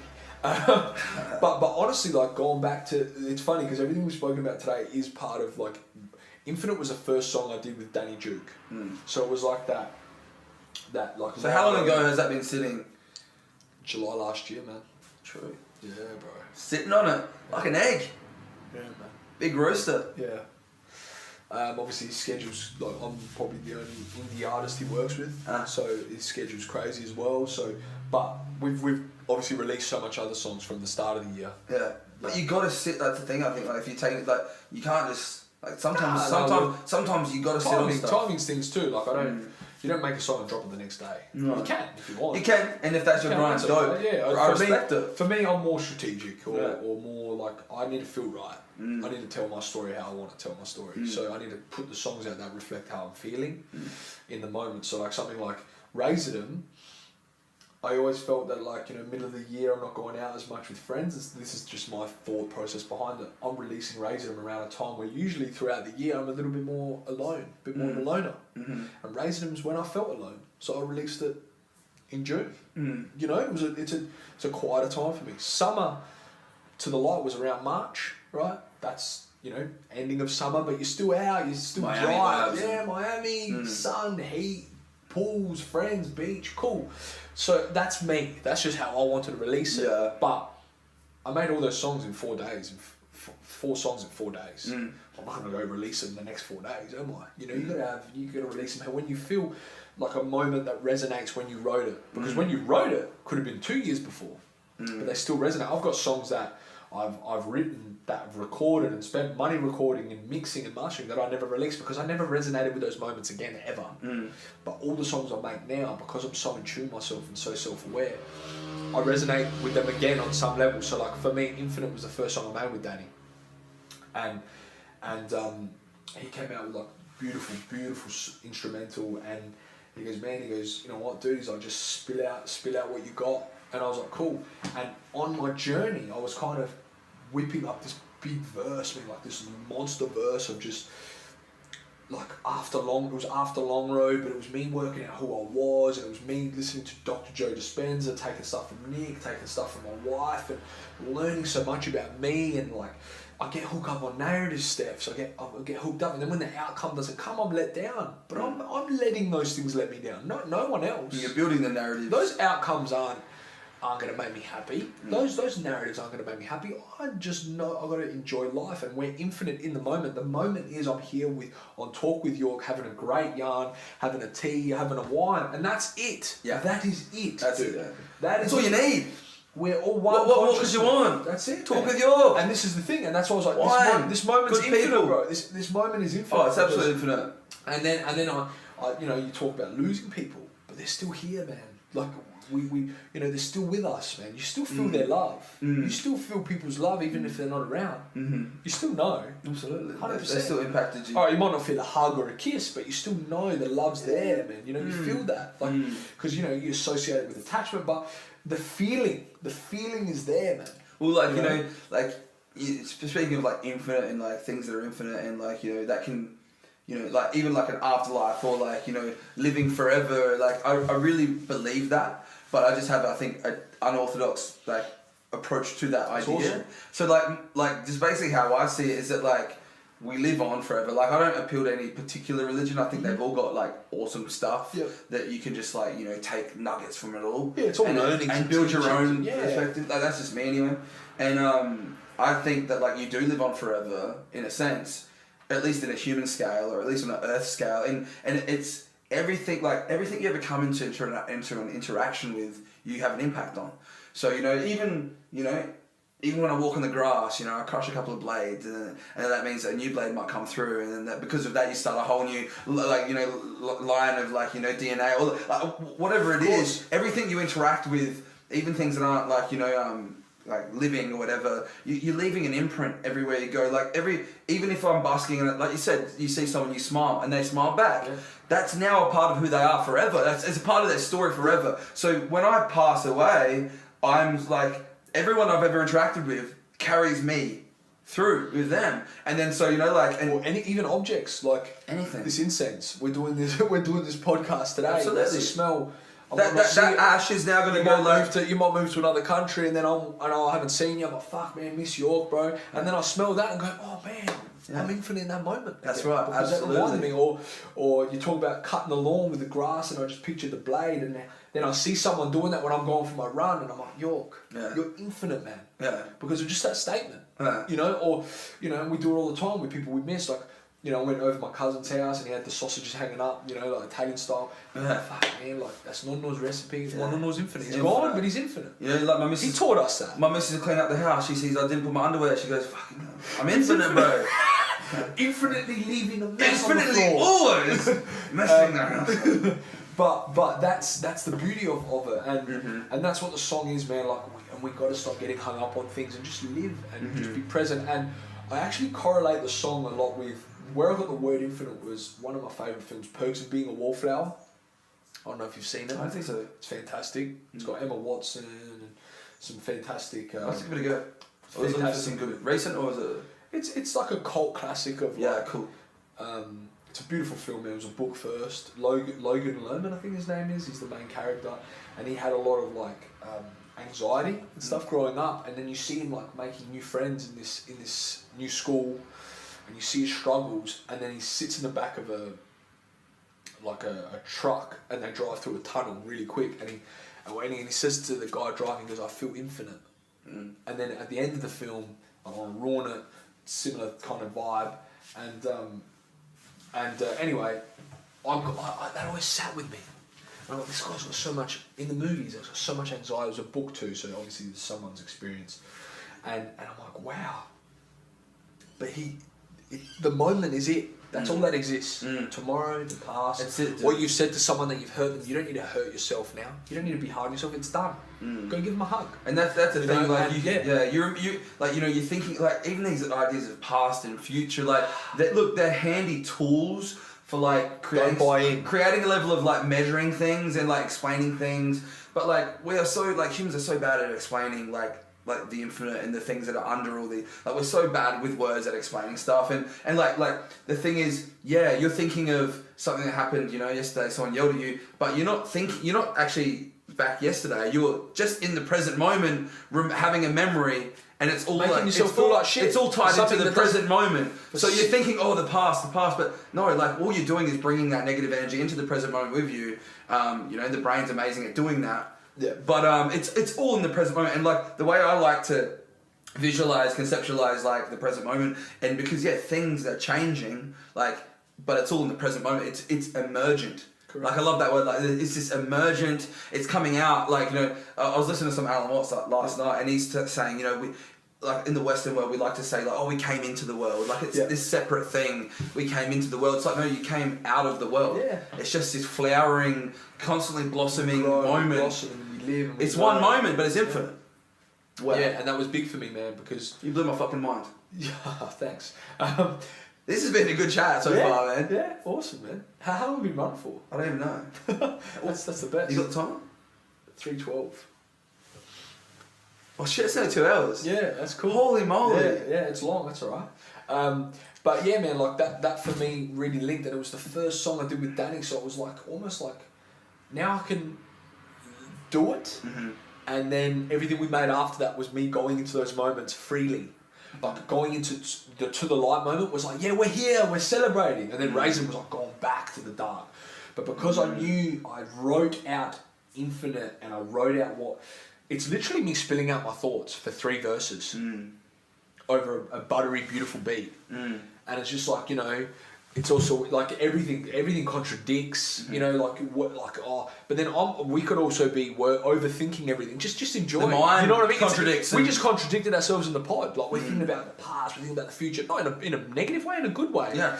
Of like, the world's been a contradiction. None of it matters. None of it matters, man. Just this is the only thing that matters. Not even what I went through. Not even what you've gone through, what you're gonna go through. None of that actually matters if you're just present, and like you'll deal with it. When it arrives, and it'll pass. And it'll pass. Like, you know, when I was sitting there and I was getting my teeth pulled out, and she was even like, she was a bit worried too, because she goes, "I've actually hurt you a lot. Like you're gonna be struggling." And I was like, "Nah, I'm fine. I'll be out." Nah, I was bad. Like it was bad. Like the first 4 days, and I had to go back and go, "Man, I'm struggling." You know when the dentist is telling you that, like she said, like, and then my dentist walked. She's like, she was like the surgeon. My dentist come in and goes, "Oh look, I've really hurt him." She goes to my dentist, "Look, I've really hurt him. He's been a champ." I was like, fuck, bro, you come from this like history of like this extreme anxiety and health, and the first moment where you go, "Oh, I'm gonna trust the dentist." My wife said that to me yesterday. You wake up from the gas and she goes, "Oh, I've fucked you." My wife goes, "You've built yourself up for this, and look at your experiences." Like, I fell asleep. I'm on antibiotics, Panadine 4. I woke up and the left side was just that sharp the other morning. You're just like, maybe anxiety's better. I'm like, this was worse than the day they pulled it out. Like, this is it's Thursday. This is worse than the anxiety. I'm fucking. But was it worse than the anxiety? Nah, man. There's so much beauty in you know what? That you're there and you're doing it. Because you know what? I was just, and you know what the thing was? While I was there, I was breathing through my nose because you have to, because literally there's fucking tubes in my neck, and I was like, "This too shall pass." I said that to myself about 4 or 5 times. That's so like old school. This too shall pass. Yes. It's so like this too shall not pass. You walk in, you're like, bruv, to the light. Get the fuck out of Then my missus in the car. I got in the car. I was like, Samways, because her name's Samantha. Yeah. I was like, I'm like, she's like, "What do you want for lunch?" I'm like, "Do you remember the smell of strawberries?" No, I'm joking. But that's a Lord of the Rings. You just saw light off your head on. Yeah, I was like, oh, I was just dribbling everywhere. I had like blood on my lips. She's like, "Look, you can call me Samwise, but if you start talking about a ring, Oh, my dad! I saw my dad. He's balding. I thought he was Gollum. Like, you know, there was a lot of shit going on. A lot of shit going on. Jeez, man. But infinite, like infinite, like that's that's what's coming. It's just about living in the moment, man. Yeah, about living the moment. It sounds like a pretty cool process. So, like, where do you have to go to record that? I go to Sydney. You go to Sydney, don't you? Record a fair bit. Yeah, we go to Sydney. How did you link up with that? A good friend of mine, who's a good friend of Nick's, we're all friends. They went over to LA. They met some guys that were friends with like the people that run Netflix, and they're all mates. And then they went back to Sydney for a bit, and they were hanging around there. They were meeting with like acting agents, and then one of their mates goes, "Oh, we're gonna go to Studio 301." You know Studio 301? Yeah. I've been there in Sydney. Yeah, I went to that one. And they went to beautiful. Yeah, the big room. That's where JB recorded "Love Yourself." Did you know that on tour? What? Yeah, man. 301. Yeah. Yeah, right. Anyway, and then those guys were friends with Danny, and I don't know if Danny had gone to studio that night, and then my mates were like, dude, like, we met this guy Danny, and like, you know, maybe we should like, they weren't really that close with him, and they're like, maybe we should ask him to like, you know, to hit you up, and then I don't know, I just kind of like, just a passing, I was like, yeah, cool, and then I hit my mate up again, I was like, bro, just hit him up, like, I want to work with him, like, let's see if he fucks with my shit, you know, because I like some of the stuff he was making, or a lot of the stuff, so I sent him Long Road, and he loved it. And he's like, yeah, send him over. So I flew over, man, and spent a whole week with him, and we made some sick stuff. You know? Yeah. So I'm just glad I can shout out to Danny Jew and Chunky Love, man. He's killing it as well. Like Chunky Love's doing really well too. He mastered it. So it's been an awesome process, man. A shout out to Visual Domain as well, who's been doing all my content and stuff. Me and him were like good friends, and we worked together really well. Like we did To The Light. Like we just thought of it. Like we were doing a photo shoot, and then out of nowhere, he's like, "Bro, should we film a film clip for this?" And I was like, "Hell yeah, Miami Vice style." Yeah. Tommy Vassetti, like, what's it called, Vice City. I was like, "Hell yeah, man!" We just got in the car. We drove out to Chico Palms. I dressed up like Tony Montana, and I just. You were looking good. You had like the gold watch and that. Yeah, I danced around like a chicken for like 20 minutes, and we got the shot. So. You know, and that you're just having a laugh, bro. Yeah, having a laugh, having fun. I was, like I told you, I was showing my mate the other day the video, and I was laughing with you, man. You know, I was just like, man, that's what it's for. I can feel the fun, I can feel the energy. It's a good song. That's what it's for. It's to actually put a smile on your face, and it's funny because I had a gig a couple of weeks ago at the Little Red Door, and I got this text. I was literally about to get on stage, like about 15 minutes before I got on stage, and I was like zoned in and that, and I get this text, and it's a video. And it's my friend and her husband, and they've got 3 kids, and they're all in their like matching PJs, like the cutest thing, and they're all smiling like this, and they turn it around and they're watching my film clip, loving it. And I was like, like, dancing along, and they're like, I think that's the next like, TikTok dance, bro. And they're like, our Saturday night, and I was like, fuck man, this couldn't have come at more better time. I'm about to get on stage, and they just put the biggest smile on my face. Yeah. And I'm like, this is amazing. Like, look at what I can help someone have a fun night on a Saturday night. And you probably had like a really good performance after that as well. Oh man, I loved it. It's funny how like soulful like music can be, like in the sense that I'll be out busking or whatever, I'll just be doing like, you know, just getting a few coins and just doing my thing. And sometimes I'll be feeling a bit flat, or sometimes I'm just feeling like just okay, which is fine. But then like someone will stop and have a chat, and it'll just be like a good chat. It'll just be a good chat. It'll just be a nice chat. And then it'll be like, and then when I go back to playing, it's like I don't have to try. It just comes. It starts to come. Like because you take off all the shit off your shoulders. Yeah. You let it go. Like I feel like my soul's full, and that's the thing that fuels the music.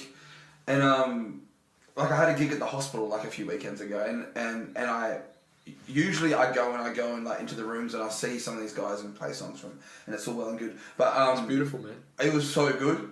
But I couldn't do that because of COVID, so I just went and played out in the yard and stuff. And then I went and busked after that, and it was like one of the most easiest busking sessions because I was so full. Like my soul was so full. Beautiful. And I think you bring that to the table, man. You bring a lot of soul. You bring a lot of fun. I saw you at Dad's Warehouse. Yeah. And it was great. Just, you know, and you just had done energy as currency. Yeah. So I was like, look, with a song like that, you got to bring the energy now, bro. You set the bar high, and you did. You know, and thanks, man. And you bring a lot of fun to the scene. You bring a lot of good vibes, and it's been cool, man. And you know, you just had the Triple J stuff happen, and hopefully that keeps building and building. And I don't see it slowing down anytime soon. And I think we should probably wrap it up. And for sure, bro. I know you got some stuff to do. Thanks so much, man. Dude, thank you so much, man. Appreciate it. We're allowed to shake hands. We've got sanitizer. Let's do it, bro. We sanitize, bro. Thanks, y'all. We bathe. Don't worry. Thank you, guys. Talk with Yorke, Stefan Rossi. 28th of August. Where can they find you, bro? Spotify, Instagram, Twitter. I don't know what else. Just at Stefan Rossi YouTube. He's got a website, stefanrossi.net. Yes. Come on, You're bro. a man. He's a man. Get on it. Just at Stefan Rossi _. Find me on Instagram. I've got all my pages on there. Facebook as well, Stefan Rossi. STEFAN. It's not Stefan, it's Stefan. He got it right. You can get it right too. I'm an idiot. If I can do it, you can do it. Thank you very much, bro. Thank you, right. You're a legend. You're a man. They were all I had and I hated them. Should've taken out their tongue, should've raised them. They were all I had and I hated them. It showed me no love, so I hated them. Get rid of those.